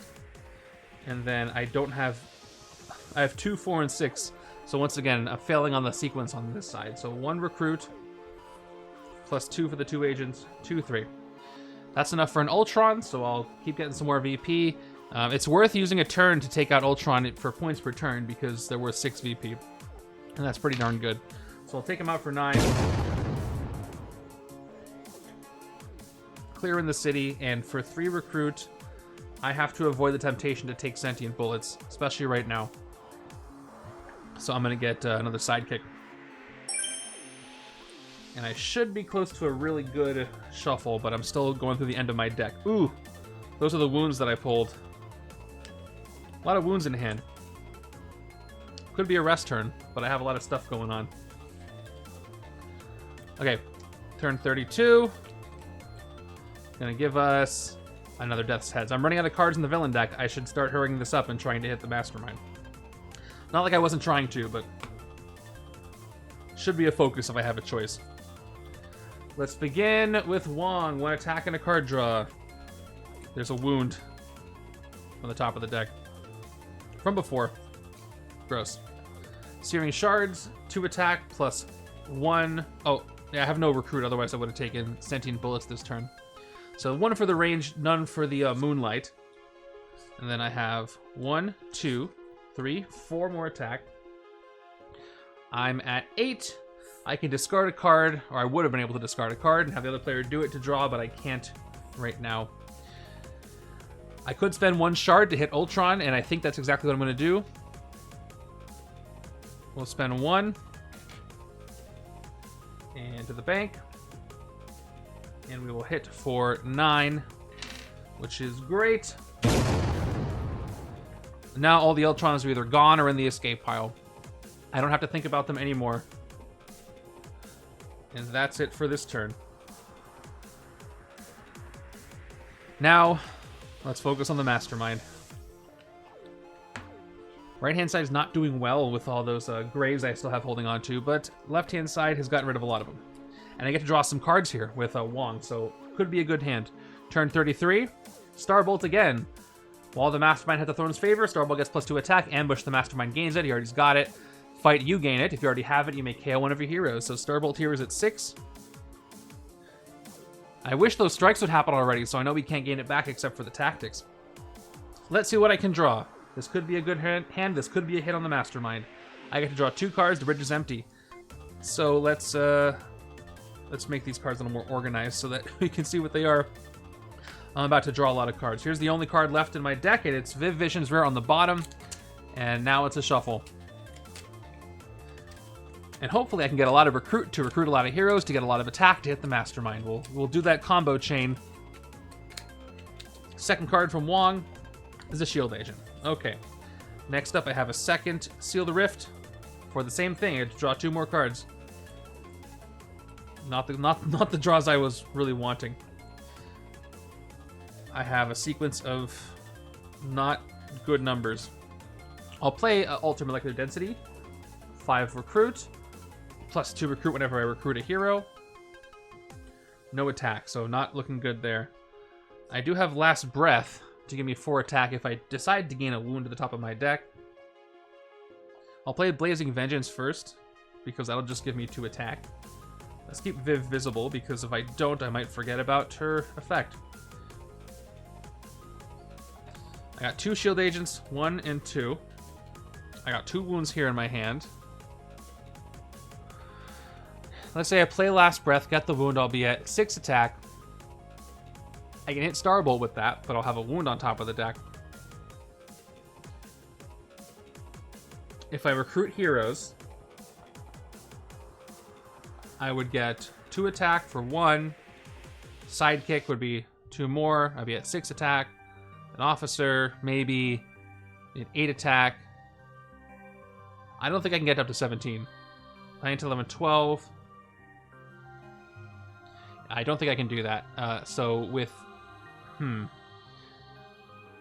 If I just do recruits, I can fight stuff and I don't have to get the wound at the top of my deck. So I'm not going to get a better Weapon X sequence. I got 5 and 9 and 2. So I'm just going to play 3 brains right now for the single recruit. That'll put me at 8. I really want Crowdsourcing. It's a very good card. It'll give me 2 more attack, and at the very least I can fight the Death's Heads. or I can recruit sentient bullets for 2 more to hit Starbolt to gain the throne's favor. But like I said, I should probably keep these around to weaken the Mastermind, because he's going to gain the throne's favor back on strikes and tactics. So I should probably just hit the Death's Heads and leave those there for utility. So I'll go ahead and pick up Crowdsourcing for 6. It's a great card. I get +2 attack with Viv. All right, with size changing, Neural Network is also cheap, so I'll take this for 2. And I get 2 more attack. There's a Disappearing Act. So I'm at 6 attack already. Again, I could hit Starbolt. It does give me KO power if I had the throne, which I don't.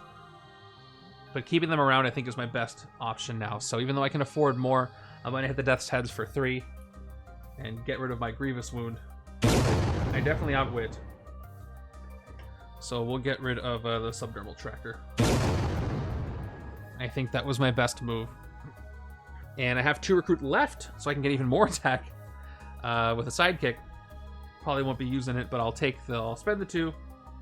Right, I do have 2 recruit left. Is that accurate? I had 5, 6, 7, 8. I recruited a 6 cost and a 2 cost. No, I shouldn't have any left. So that's it, I believe. So that's the turn. I'd rather err on the side of caution, but I'm pretty sure I didn't have any left. That's 4 extra card draws. Again, this could be a good hand. And turn 34, another Master Strike. All right, keep doing your thing. Get rid of all of those. All right, once again, each player gains a wound to the top of their deck. So there you go. It's going to mess up one of my draws on the left-hand side, and he keeps the throne's favor. And that really annoying shard he has over his face. I should probably put it in his hand, but I kind of don't want to see his face right now. So I got Unseen Rescue here. To attack, I can focus to recruit to rescue a bystander, limited to 4 usages this turn, if I decide to do it. Last Survivor, which is never triggered, 2 more attack. I could use Prodigy on Last Survivor to KO a wound from my discard pile and draw a card. Could be any card, but I'd rather KO a wound. I do have a Grievous Wound. This might be a decent time to use it, actually. So I'm going to play Prodigy as a copy of Last Survivor. And again, Last Survivor gives me 2 more attack. I can KO a card from my hand or discard pile. I will KO this Blinding Flash from my discard pile. And if I KO a wound this way, draw a card. So let's draw whatever this is. My pants broke. Oops. 3 recruit. 1, 2, 3. I forgot I put the wound on top. A lot of stuff's going on. I move things around, though. And I'm glad I did the KO. 6 attack, once again. I did play 4 strikes. So this might be a decent time to fight one of these and get the throne off of him. In hopes left hand can hit him next turn. I think I might do that now. So I'm going to fight. So Mentor's 5 attack. Starbolt will be cheaper after the throne is gone. But I'm probably only going to fight him when he doesn't have... when the Mastermind has the throne, so I can get it off of the Mastermind. So I will fight Starbolt right now for 6, since I have 6 attack. I gain the throne's favor. Take out Starbolt. So now, Vulcan is now at 13 once again. We'll see if there's no Master Strike played next turn, and I can get there. With 3, I'm going to take Sentient Bullets for the 1 Weapon X sequence. Hopefully I can make that work a little better for 1 recruit. And I got another Viv Vision. I'll get a sidekick for the other 2. And it's Skids, who can prevent some wounds. Really could have used her earlier in the game. But I'm glad she's here now. For those who are still here, thanks for sticking around to turn 34. But wait until you see turn 35. I hear this one's going to be a good one. Turn 35, Death's Heads. All right, good time for them to show up. Let me draw some cards. We all love to draw cards. I'll put the throne over. I'll put it off screen because the right-hand side has it, and I'll bring it back later. So sidekick, let's draw 2 cards. We get a wound from the top and then another Viv. We'll play the second 1 and 2. Okay, I think I know what I'm doing this turn. Disappearing Act. To recruit, focus 2. You may KO a card from your hand or discard pile. I think I might be doing a lot of KOing this turn. We will check our sequence. I got 4. I got 2, 3, 4. Okay, it's 2, 3, 4. So 3 brains. I get a weapon X equals of 3. Thank you. I did get at least 3, so I draw another card. Okay, great. I'll play the neural network to attack, and I draw an extra card at the end of the turn. My little reminder die on my deck will remind me of that. This is good. This will be a fun setup turn. To recruit, and I rescue a bystander whenever I recruit a hero from the HQ this turn. And I'll play the other walking Wi-Fi. Whenever I recruit a hero, I get 2 bystanders now. Searing Shards is only going to give me... Oh, I'm in Sunlight again, so I get at least 3. I'm at 5 attack. If only I had the rare Viv. If I did do that, I could have hit the Mastermind probably. But I'll hold off on the Draft Patrol for a second. So what I said I was going to do was thin the deck. So I do have Disappearing Act. I can spend, if I play the agent, I can KO 5 cards. Let's see if there's 5 cards in my discard pile I want to KO. I got 2 agents, 1, 2, and a wound. I only have 3. Right? I got 1, 2. I guess I could get rid of the Blazing Vengeance, but it's still decent. 3. Yeah, only 3 cards I really want to get rid of. So I could focus 3 times, and a 4th time to KO one of this wound. And I'm going to shuffle soon, so that might be worth it. And I could also hit the Death's Heads to KO another card. Let's go full focus here. I would love to take crowdsourcing for the big attack, but I might not need it with the other cards that I have. So let's start focusing. To recruit to KO this agent. So let's let's start with the wound. I do get double bystander on the recruit, so I do want to get rid of that wound. So I do have a decision to make. I could keep focusing to KO. It's just KOing all those cards at once is very, very tempting. And the bystanders could be standard bystanders that don't do anything. But Versatile 3 will open things up. I would only get 3 more KOs, though. And they would all be starters. You know what? Maybe I should be happy with getting rid of the wound. I could do 1 more wound. So here's what I can do. I can focus 2 more to KO this wound from my hand. Then I can play the agent to get 1 more recruit. And I could stop there and do a recruit. I did get rid of 2 wounds. That's a good thing. And then I can go with crowdsourcing. That will allow me to rescue 2 bystanders. And I can do, yes, another, like I said earlier, another KO with Death's Head. Let's see what bystanders I get. We'll do this. Recruit for 6. I just don't always have that full of a discard pile. And I rescue 2 bystanders, 1 for each walking Wi-Fi. So the first one is the Undercover Agent. Player of your choice gains a shield officer. I guess I'll get it on this side. I can benefit more from recruit, even though it's KOing stuff. Standard officer. Second bystander is going to be... Really? A second Undercover Agent? I guess I'm getting a second officer. What's happening? At least it's Agent May. I've never pulled 2 of those in a row before in my life, I think. The things this game does to me sometimes. I'll play the Trooper. And yeah, I'll hit the Death's Heads.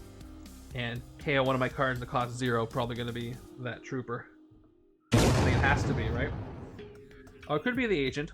I'll get rid of the Trooper, though. Because I just got a whole... Actually, no, it should be the Agent. I just got rid of a whole bunch of officers. Or gained 2 officers, so we'll do that. Yeah, she stumbled into a shield server. Probably not a good thing. Okay, well now I get to draw 7 cards. And I've set myself up a little bit. 1, 2, 3, 4, 5. I got more Logan on this side. Oh, I got. If I can KO this shield agent and then play no more heroes, that would be great. 2 more cards though. It's worth 5 attack if I can do that. We'll see if I get any more. 2 rares in hand. This is a hit on the Mastermind.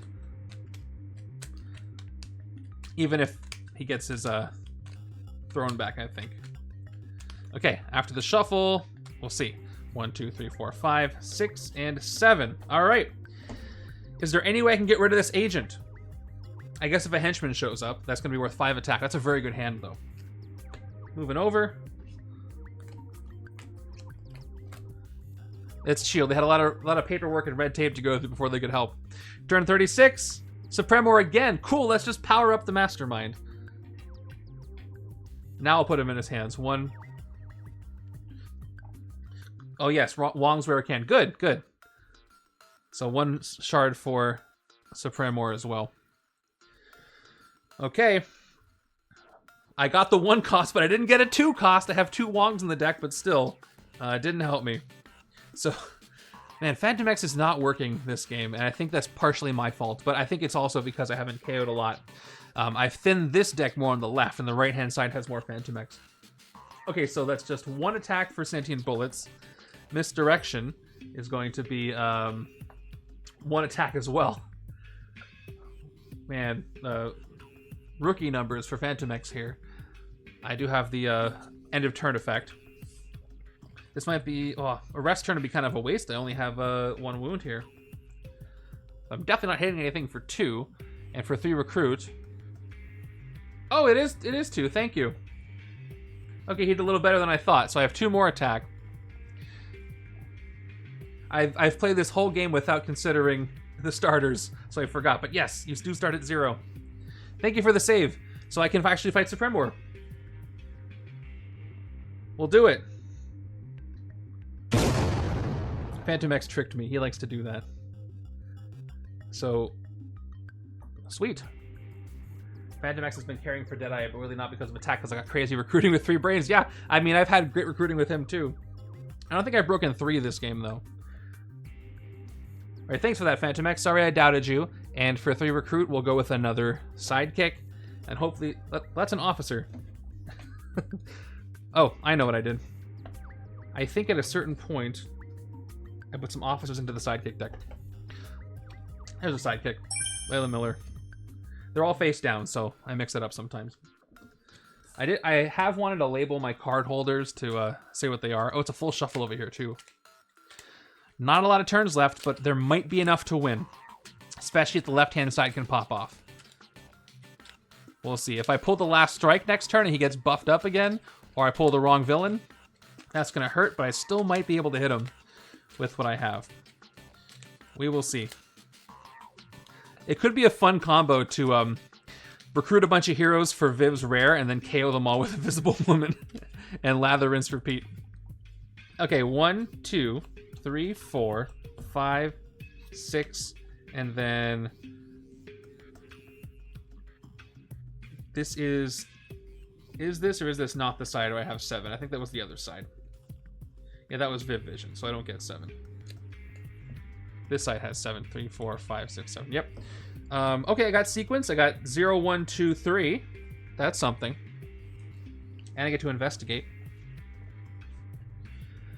This hand's going to be good, but full effectiveness will depend on what happens with the villain deck right now. Here we go. 3, 2, 1. Demon Druid. Another villain in the city gains 2 shards. I'd rather it not have been Mentor, who I'm trying to use to get the throne off of him when I need to, but could have been worse. This is definitely... I think the thing with Shatteraxe, is it literally all the other Kree Starforce? Do they all have ambush abilities? I think they all do, except for Shatteraxe. And Captain Atlas doesn't have one at all, but most of them do. The vast majority of them do, and that's why it throws me off. So apologies when I missed that. Okay, so I have an order of operations here. Let's start with Face Your Demons Wong. This should be a good one. If you know how this hand's going to go, please refrain from telling me. I want to figure this out as I go, because a lot of moving parts. 6 attack, and then I can fight the Darkhold Demon once this turn with 4 attack to KO up to 2 of your heroes. Definitely worth it for Logan because he gets 5 attack if I don't have that shield. And I am in sunlight, so I get the 2 attack. So let's fight the Darkhold Demon now before I do No More Heroes. So once again, top card of the Bystander deck is a 4 attack Darkhold Demon.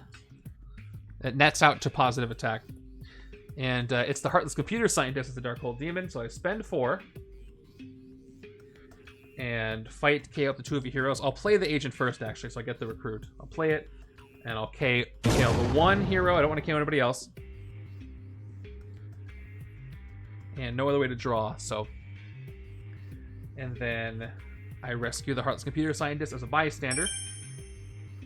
Now I'll play No More Heroes, which he's heartless because I believe he came by a stream one time. The person's name in this art his last name is Heartless, I believe, but not spelled that way. Sweet.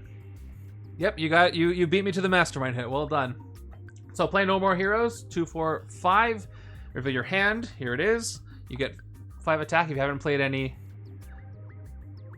shield or Hydra cards this turn and don't have any in your hand. Oh, I have to have not played that shield card. So I'll go back a Recruit before I KO'd it. That's why I didn't KO it at first.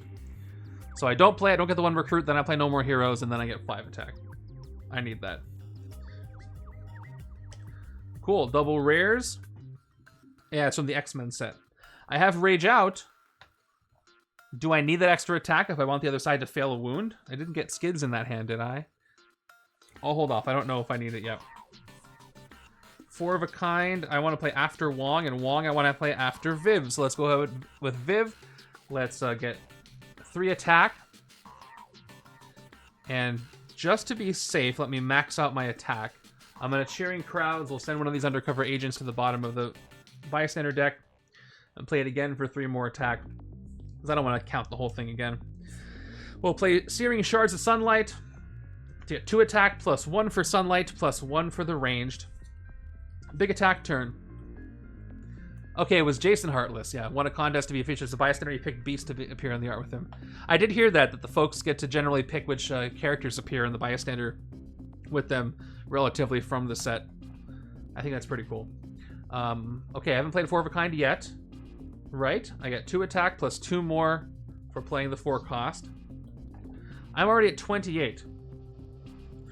So he's going to get the throne, I believe, after I hit him. We'll hold off on Rage Out for a second, and we're going to go ahead and hit the Mastermind for 14 right now. I get a shard from him, though. So 2, 4, 6, 8, 10, 12, 14. First tactic. Solar Cage. If he has a Throne's Favor, which he doesn't, each other player shuffles a wound from the wound stack and a non-gray hero from their hand into the deck. That would have shuffled in Rage Out and some other stuff. Then you gain it. Okay, I gain it. Cool. So I gain it from the right-hand side. Right-hand side to the left-hand side. That's good. So that tactic is gone on the left-hand side. Very dynamic game. I'm enjoying how this is playing out, by the way. So now he's down to 12 because I got the shards off of him. So we're just going to go ahead and straight up hit him for a second time immediately. For 12. And the second tactic is Vast Wealth of the Shi'ar. If you have the Throne's Favor, you get 4 Recruit. I do, and I do. Then Vulcan gains the Throne's Favor. And I'm glad that one happened second. That was nice.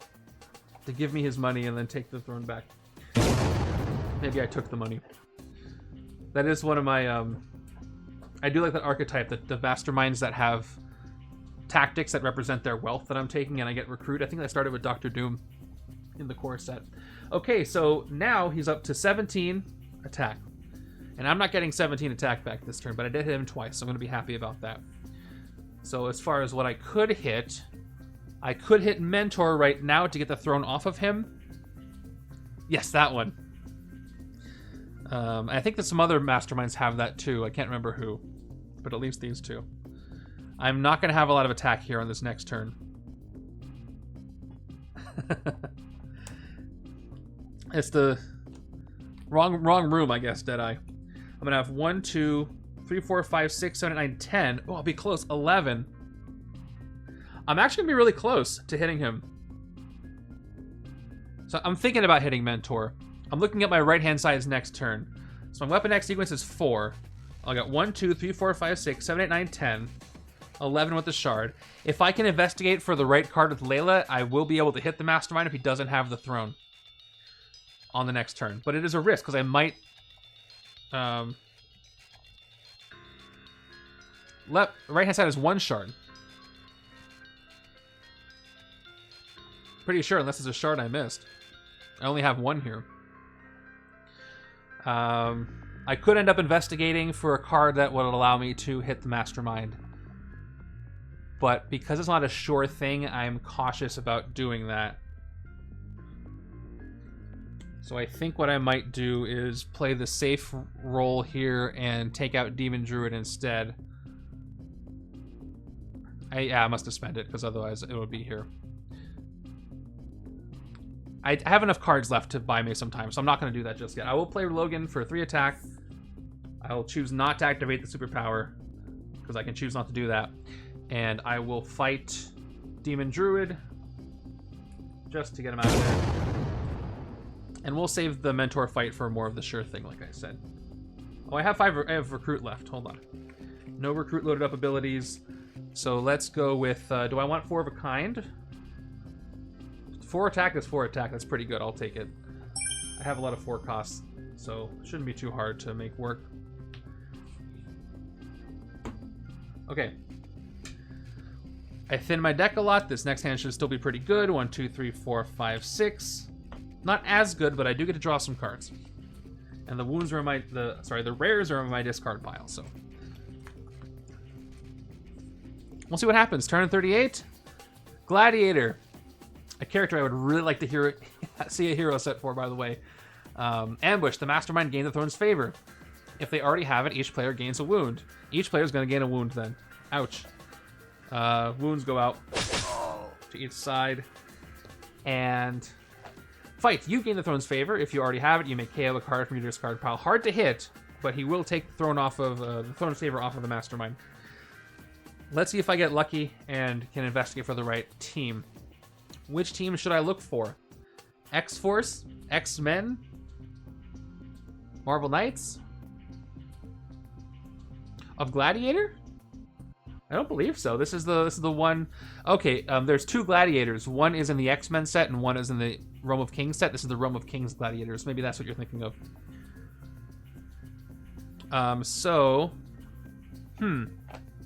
I'm gonna say what would be the most beneficial for me to draw right now? Probably Fantomex. I don't think I have the Recruit Weapon X sequence. I have a decent Weapon X sequence right now.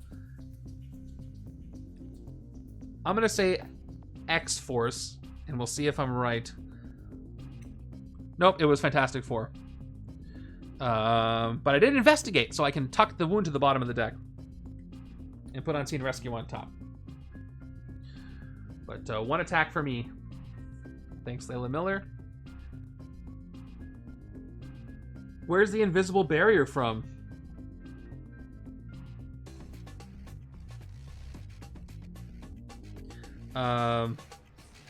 One attack. And my Weapon X sequence is... Oh, I did this out of order. I should have played Layla Miller first. But you know what? I probably wasn't going to fight anything. I want to leave these 2 out. Actually, no. I should probably hit 1 this turn, just in case. Yes, that other Gladiator. You're right. Oh, I see. They stole her rare. I thought you meant something else happened. That's rough. I was thinking if that Gladiator name has works for... Through some shenanigans, you could make it interact with it, but yes, that is true. Shoot. Okay, so I screwed up. I played Layla Miller too early, and I can't take it back because I already revealed with Investigate, so I can't get the number of attack I was going to get.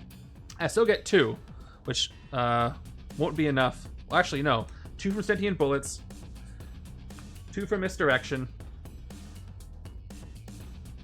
and then I'll have a shard. That's enough to hit Mentor. So I shouldn't have done it that way, but I'll do it this way anyway. I'll spend the 1 shard I have covered up to get 1 more attack. and hit Mentor for 7. Or I can hit Gladiator for 7. Maybe I should save Mentor for the left-hand side so I can put those shards together. Alright, I'll hit Gladiator for 7. Which will take the throne. It counts cards you have, right? Not cards you played. Correct me if I'm wrong on that, but I thought it counts at the time you play it. You check the sequence of that moment. So the throne is over here on the right, not on Gladiator. And that means he's back to 12. We'll see if I can get 12 on the left-hand side. I'll play my 2 agents. And I will take a Sentient Bullets for potentially more sequencing. And that's it. Okay, as long as I don't play a strike, I think I'm good. Okay, Skids is in hand. I gotta keep that in mind in case a wound happens. Knocking my cards over, moving over. Let's see what happens here. Turn 39. Oh, Gladiator again.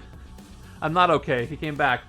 So the throne goes to the Gladiator. At least I avoided wounds, although I could have avoided wounds with Skids. Okay, he gained the throne's favor back. That was really annoying, Gladiator. Thanks a lot for that. You heard us talking about the other Gladiators and won't have it. Let's see what I can do, though. Maybe I'll still be okay. Seal the Rift. Bridge is empty. Draw 2. 1 and 2. That's not a couple of cards I wanted to draw. I should play Fantomex first. Well, maybe I'll do some KOing this turn. I'm really running out of time, though. Disappearing Act, 2 more Recruit. Have the Focus KO ability. I got 3 brains loaded up. My sequence is 2, 3, 4, 5. That's pretty good. I have 4 Recruit. I got at least 3 Recruit this way, so I draw Seal the Rift. All right, let's keep it going. Come on. Keep the chain going. Let's play Seal the Rift. Oh, hold on. Before I can continue. 3, 4. On the right-hand side, I forgot. I just realized. Those are the sidekicks. Hey, what's up, B&B Tabletop? Thanks for coming by. I had misdirection, so I should have drawn 7 and put one on top of the deck. 3, 4, 5, 6, 7. Let me just do that real quick. And I'll put the powers on top of the deck. Welcome, everybody. Thanks for supporting another Twitch board game streamer.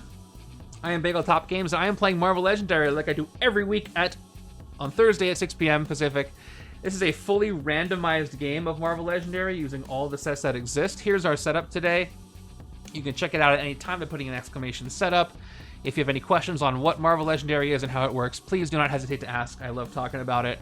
It is a Marvel-themed deck builder. There's other properties too, but this is the big one. This is the Marvel one. And I'm fighting Epic Emperor Vulcan as he tries to bring about the Age of Ultron. Good times. Now, what was I about to do? I played Seal the Rift, and the bridge is empty, so I get to draw 2 cards. Here we go. I don't think I did that yet. 1 and 2. All right, I got Viv's Rare. I'm glad you're doing a good job, did I? Yeah, that was... I didn't do that draw yet. I was interrupted by myself. So great, now I've got... I don't think I drew yet. Alter Molecular Density, 5 Recruit. This is great. Here we go. 2, 4, 5. Yeah, so if it's your cards, that's cards you have. That's what it means. If you play a sidekick and it's gone, it's no longer one of your cards. So whenever I recruit a hero this turn, you get +2 attack. I can do that ramp. That'll be a very helpful ramp. I got Blazing Vengeance. I can play for 2 attack. Let me get these whenever cards in the right spot so I don't forget. So I got Viv and I got Invisible Woman. So these ones I can use effects with them later. We've got Neural Network. Did I play a tech? I sure did. I get an extra card at the end of this turn.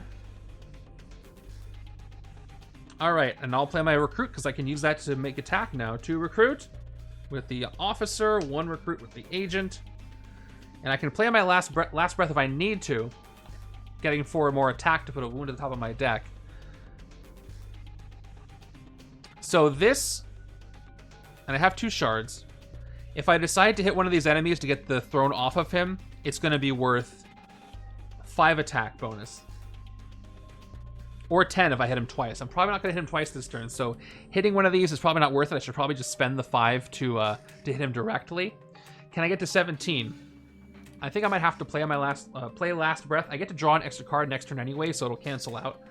I'll play it by gaining a wound. Actually, I could cancel the wound with skids. So first I gain the wound at the top of the deck.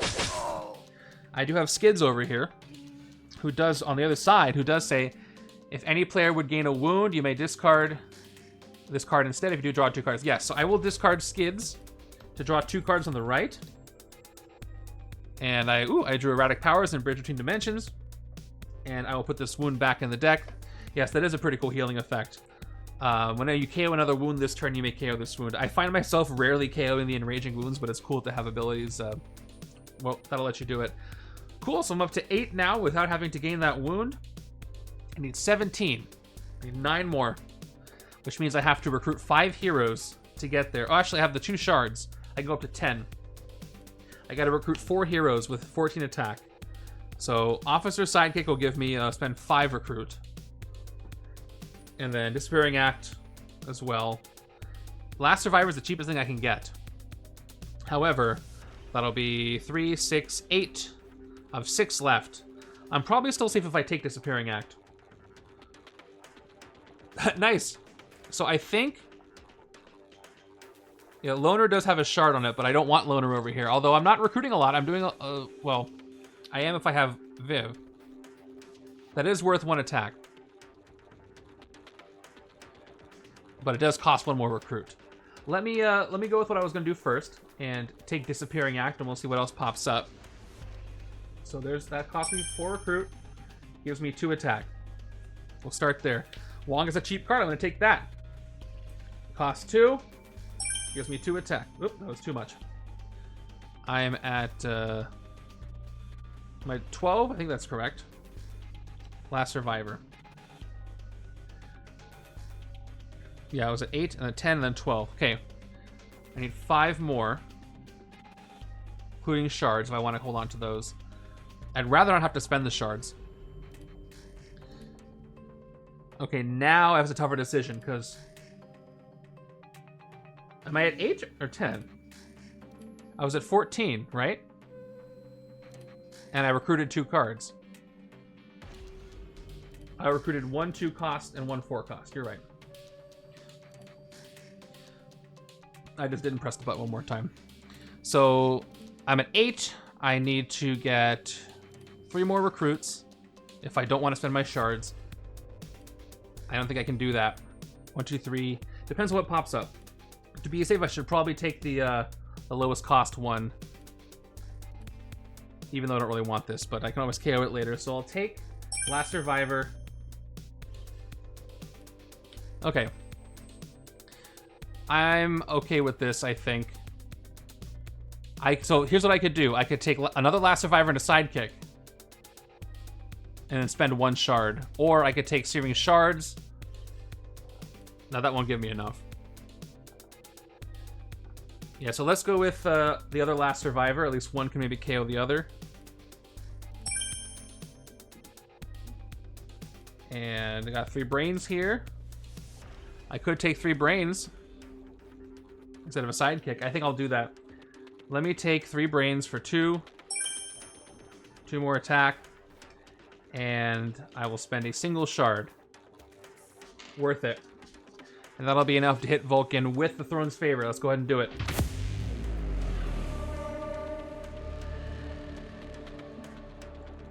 Alright, third tactic is blast every form of energy. If you have the Throne's Favor, you may KO a card you play this turn, and you may KO a card from your discard pile, then Vulcan gains the Throne's Favor.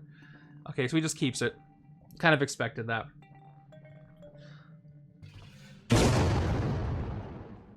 So he's still at 17, but 1 tactic lighter. I don't have any more recruit for anything, so that's the turn. But that's fine. It was worth it. And I get to draw 7 cards. Let's see what I get. 1, 2, 3, 4, 5, 6, 7. And I am closer to getting those rares back. 2 more hits, Maybe enough time to do it. I did leave the villains in the city that will get that throne's favor off of him. Turn 40. Really thin deck. Death's Heads. How many cards left in the villain deck? Only 4. So it's not an evil wins. So on that last turn, I do get to finish out the turn before it ends. So I do technically have 5 more turns left, including this one, to make this work. So let's see if I can do it. Let's start with Red Wing by setting out the top card of my deck before I start drawing stuff. Top 3 cards of my deck, draw 1, put the rest back in any order. It doesn't really matter. I'll draw Last Survivor. I got 2 agents coming. I don't have any investigates, so that's going to eat up my draws, unfortunately. But I can rescue some bystanders and... Oh, Red Wing goes away. I can use Unseen Rescue to rescue some bystanders, and maybe that'll get me some card draws beyond that. But we'll see. So first, Unseen Rescue. That is 2 attack. And Focus 2 to rescue bystander. We got this. I've got... You also said I got this. Yes, I hopefully I got this. And I need to draw a card. Let's draw the first agent. And let's draw the second agent by patrolling the bridge again. And we'll just go ahead and play those 2 agents for 2 more recruit. Oh, wait, I have erratic powers. This might be what I want to do. Let me take those 2 agents back. Okay, so here's where I'm at. I might want to draw another card because that 1 extra draw could really help me out. My Weapon X sequence is 2. I have 2, 3. I have 0, 1, 2, 3, 4. I have a pretty good sequence, actually, so this one's going to give me 5 attack. That'll put me at 9. I'm not going to get close to the Mastermind. That's 11, 14 if I play this. I think I'm going to sacrifice my recruit from attack. And yeah, Last Survivor will draw a card too. But I do have to do a KO, and I do have a pretty decent discard pile for it. So I was already leaning towards discarding 3 brains anyway, even though my sequence is really good. That would let me rescue a lot of bystanders. I have 0, 1, 2, 3, 4. That's 2 bystanders rescued, but there's no guarantee that'll help me. I think this might be more beneficial to ditch these 3 and draw something new. Let's hope it is. All right, I'm going to discard all 3 of these to draw a new card. I'm committing to doing that. And it's a wound. Not helpful at all. That's what happens. So I got 3 more attack, though. I did play it. I can KO it with Last Survivor, though, so we get to draw 1 more card. 2 more attack is activated by Red Wing, so I will KO that wound I just drew. If you KO a wound, draw a card. And I draw... Alright, Steering Shards of Sunlight is better. I do have a 4 cost and range, and it is not Sunlight.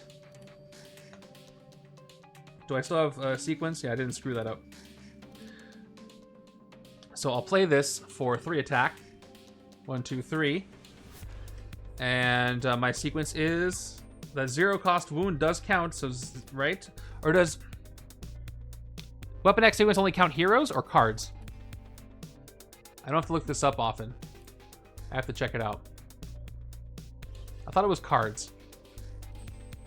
Somebody will tell me. Yep, it's cards, not heroes, so I'm good. Hit 0, 1, 2, 3, 4, so I get 5 attack. 2, 4, 5. And look at that. I'm at 17 attack. I almost don't believe that I'm at that amount of attack. Let me just double check. Thank you. Yes, 2, 7, 10, 13, 14, 15 is exactly enough. My strategy paid off. Let's hit him. With the other side this time. I didn't think I was going to hit him this turn. That's remarkable. Final tactic. Contempt for weakness. If Vulcan has the throne's favor, each other player discards each of their cards that cost 2 or less. Oh, that's not good. Discard the agent. Discard Fantomex. I guess it could have been worse. Then right-hand side gains it, and he is back down. Okay, this is the left-hand side's hand. And that's it for that tactic. All we have left is the final blow. And then we are good to go. It's only at 12 attack. And, I have all these cards with Wong. I forgot what side I was on. Okay, yeah, nothing else to do here. So let's get discarded. I have the throne. Its favor. Not a great hand, but that's okay. Maybe I can win this on this next turn. On turn 41. Even though I lost some cards. Turn 41's time. It's going to be, of course, it's a Master Strike. Okay, good news is no more wounds passed out. Bad news is he gains the Throne's favor back. Okay, I only have 3 more turns to make this happen. I'll at least get the Throne off of him with one of these enemies. And I'll just keep doing that. Right-hand side doesn't have a very good hand, though. So that's not good. I don't have enough shield to draw cards. This is going to come down to the wire. I don't have effective hands coming up. I will probably have... I lost what I was doing. There we go. Oh yeah, it is. Each player that doesn't have the Throne's favor gains a wound at the top of the deck. Thank you. So wound on the right-hand side. And I'll play Agent May for 2 recruit. And I'll play Neural Network. Should I play this first or second? I need the extra card, so I'm going to play Walking Wi-Fi first. Not activated. Second one will be activated. To rescue a bystander when I recruit a hero from the HQ. We'll play the Expanding Neural Network to draw 1 extra card at the end of this turn. I definitely need that. And then crowdsourcing. Now, do I want to do attack or recruit? Probably attack so I can get the Throne's favor off of him for later. There are no more strikes coming, so if I get it off now, he'll have it gone for the rest of the game. I think we've played all the Imperial Elite as well. So let's... Although if I do a lot of recruiting, I can get a lot of bystanders and maybe help my next card turn. Oh, is the left that gets a wound? I can't keep track of where things were. Okay, so I'll just pass this wound over. Easy enough. But now I know there's a wound on top of my deck. So that's what's going to happen with the extra card. It's going to be a wound. Maybe it'll be an enraging one. Throne's favor is very hard to track in more than one-handed solo. Especially when you're saying things out loud, so I appreciate it. Do I get attack or recruit here? I need attack. I don't have a lot of turns left. So let's play Versatile 3 for attack. And that'll allow me to hit nobody. So I have the cheering crowds by... We'll send the other undercover agent who's very happy cheering for me. And we'll get 3 more attack. Yeah, I think this is the perfect time to do that. I'm going to hit Mentor as well so I can get an extra shard out of the deal. Instead of Gladiator. So let's go ahead and do that. Take him out for 7. Getting the shard. Other shard goes to the supply. I'm cool with that. And no more throne for Vulcan. He was at 17. Now he's back to 12 for the rest of the game, I think.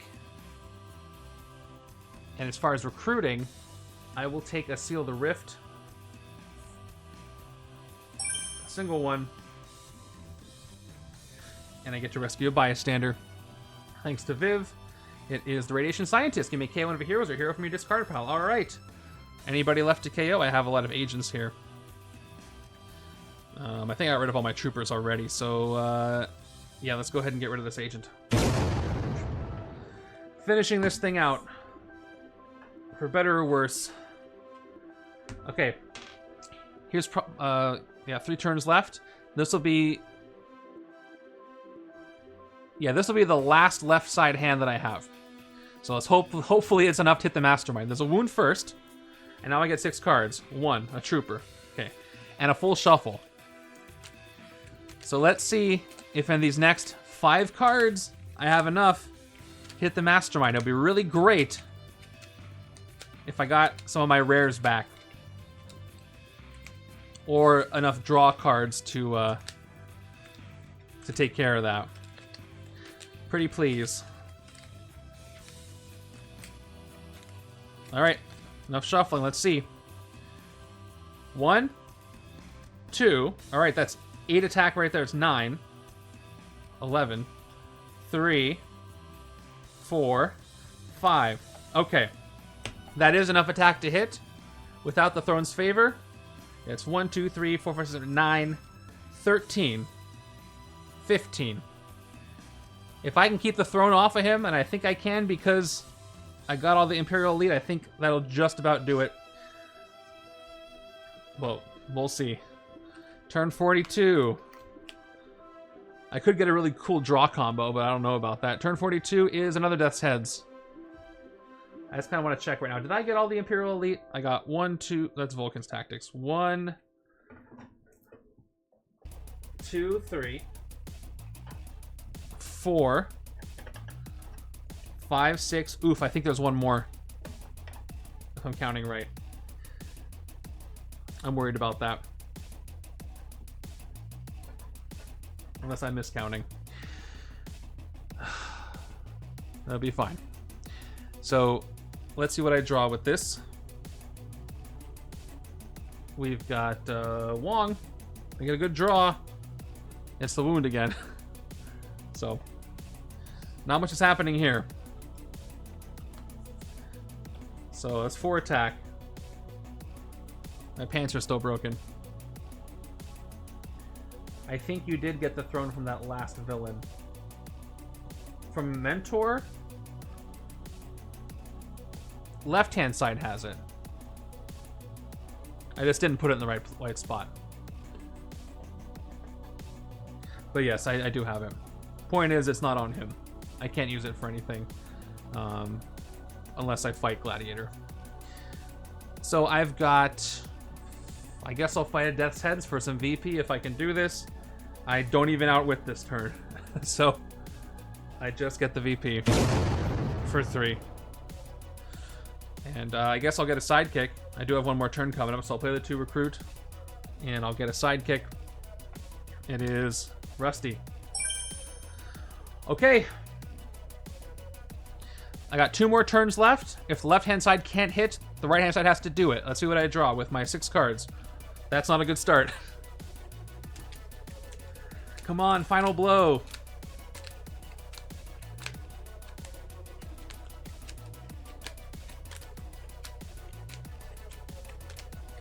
Why is it always coming down to the very end like this? Okay, come on. 3, 4, 5, 6. This is not a great last hand of the game, but it all depends on what I draw here. Here we go.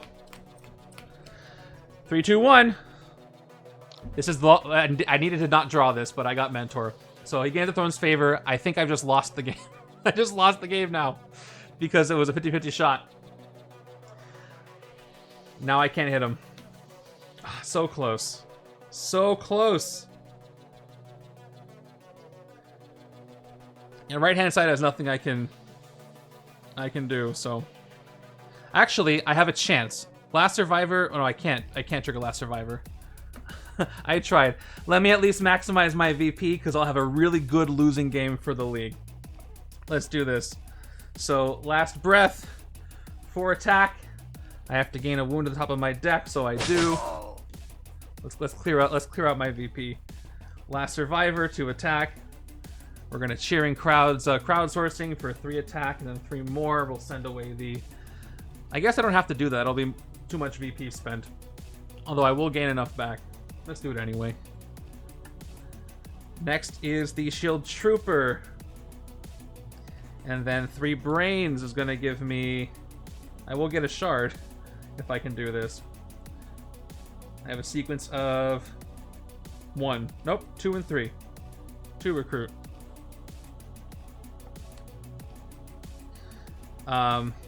If I already had the throne, I can draw with Mentor, but not anymore. Because now the Mastermind has the throne, and he's at 17. Otherwise, that would be great. I guess I'll spend my shards. I have no other turns to spend them. Yeah, that's my best shot. So I'll be short a lot of attack. So what Avatar is saying there, I could hit Gladiator for 7, and then I could hit Mentor for 5, and then I'll draw 2 cards. That'll cost me 12 attack, and I'll be down to 3, which means I'll be way short to hitting him, but I could get... It does give me a shot at something. So there's no reason not to take that chance, but I don't have my hopes high for that. So we'll fight Gladiator for 7. Oh, you're right. I shouldn't do Fantomex yet because I might get, if I'm lucky enough to get Viv's Rare, that would be helpful. And that card would save me, I think. Well, maybe not. Maybe that's not even enough. So I'll back up on the Recruit. I'll hold off on 3 Brains. Good call there. Okay, I spent the attack. We're going to take out Gladiator, which will give me the Throne's Favor. Okay, I'm at 8. I'm going to fight Mentor for 5. I'm down to 3 attack. And I have the Throne's Favor, so I get to draw 2 cards. And the fate of the game was determined by what I draw. Here we go. I got hit in the head. And I got really mad. You know what I'm gonna do? I'm gonna do a cross-dimensional Wolverine Rampage. Does the right-hand side have any Logan? Yeah, but right-hand side is not gonna reveal. And gain a wound because I'm too mad. I guess it's face down. I'll get one more attack for no good reason. That was rough. I'm at 7 attack. 5 attacks short from winning the game. But I tried. So, yeah. I don't have a better sequence, so I'm just going to end my turn there. How sad. I do get a new hand, though, that I don't get to play. This would have been a better hand, but it came a little too late. And last turn of the game. Last turn of the game is this. Last Death's Heads, but it's not Evil Wins yet, so I don't lose the game. Let's clear out the VP. Let's end on a strong note. 1 attack. Let's investigate my deck for a card that costs 0. I will KO it. If only I could draw Searing Shards. And actually, I have Erratic Powers. I forgot about that. Can this save me? Probably not. Actually, maybe.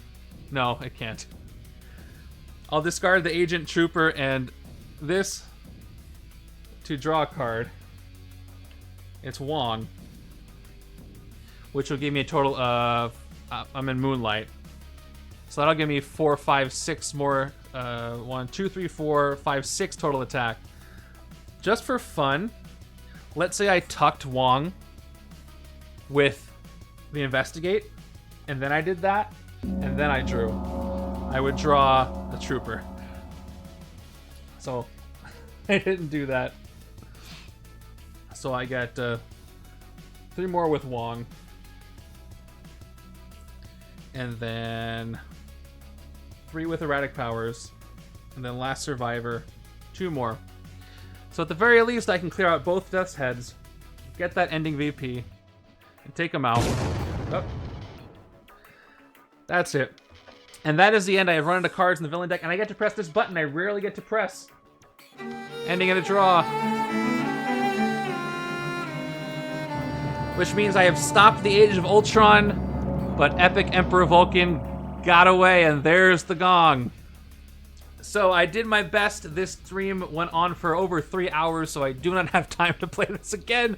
But that was a lot of fun, and I'm going to see how much VP I got and enter my score as is. Oh, I couldn't have gotten closer. That was really close. Jeez. Right?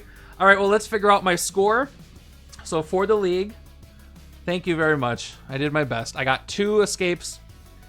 I took 44 turns, which is a great turn count for a losing game. Remember that for the scores, if you lose the game, your turn count is effectively 99 minus your turn. So longer turns are better for a game where you didn't win. And I got a lot of VP, so probably decent points per turn as well. For points per turn, you might be able to win points per turn even if you didn't win the game. Yeah, it's okay. Take your time. It's uploaded. So, let's count VP on the left. Here we go. It is 3, 8, 11, 17, 23, 29, 30, 31, 32, 33, 36, 39, 42, 44, 46, 52, 58, 64, 70. Bystanders. 71, 2, 3, 4, 5, 76. And we have some more of these I missed. 79, 81 on the left. Here we go. You played great. Epics are tough, and Vulcan is pretty tough even without the epic. I appreciate that. No, I don't feel bad about it. I understand how this goes. I feel like I made really good choices, and I got really close. If I wasn't using the Final Blow variant, I would have won the game. And that I feel pretty good about that. Okay. On to the right-hand side. How much VP did you get? The one hit on the Mastermind, I think. Yeah, there's the tactic all the way over there. Is 6, 8, 11, 16, 21, 24, 26, 32, 38, 44, 50, 56, 57, 58, 59, 60, 61, 62. And pro tip, 62 on the right. Pro tip, sort your cards while you count your VP. Look, I already have these sorted. That's a lot of VP. He does have every form of energy. Bishop salivates. How often is the Final Blow the difference? Rarely, but it does happen. Like in games like this. Usually not on the last turn, but especially with the epic masterminds or ones that just have a lot of attack like this one. It helps. If you're fighting Mysterio, it doesn't really make as much of a difference because you have to hit him just a lot of times for a low amount. But big, like Wasteland Hulk, it really makes a difference because he ramps up even more than he normally would in another game. Anyway, that's it for my game. Thank you for coming by and watching. Unfortunately, we have not eliminated Emperor Vulcan again from the League or Age of Ultron. I'm kind of happy about that because I like this scheme, so I'm happy to see it again. But a very fun and surprisingly thematic scheme for a fully randomized setup. So again, you can play along with this right now if you go to league.bagletopgames.com. Oh, it's right there. It's on my card. Go there. Go there. And I'll put the link up there. Or you can just go to legendaryleagues.com and you can find the Bagel Top Games Randomizer League on the homepage. If you play this week, within this week, I'll be announcing the winners next stream. So you can get on the stream for that if you do well. Good job, Deadeye. You won. You already beat my results, I'm sure. All right, thank you for coming by. Thank you to our special guest for coming by. And I will see you next week at 6 p.m. Pacific for the next randomizer game. Reminder, we're at randomizer number 165. I can't believe I've done so many of these. Once we get to 200, I'll be doing another super special... what did I call it? The Ultimate Randomizer. By the way, if you haven't watched Randomizer 100, go find it and watch it. It's super fun. What I did was I randomized every hero card, every villain card, every henchman mastermind tactic from the entire collection. And it was wild. You have a great week too. Everybody have a great time playing this setup as well. And I'll see you next week. Y'all take care. And thanks for the raid, by the way.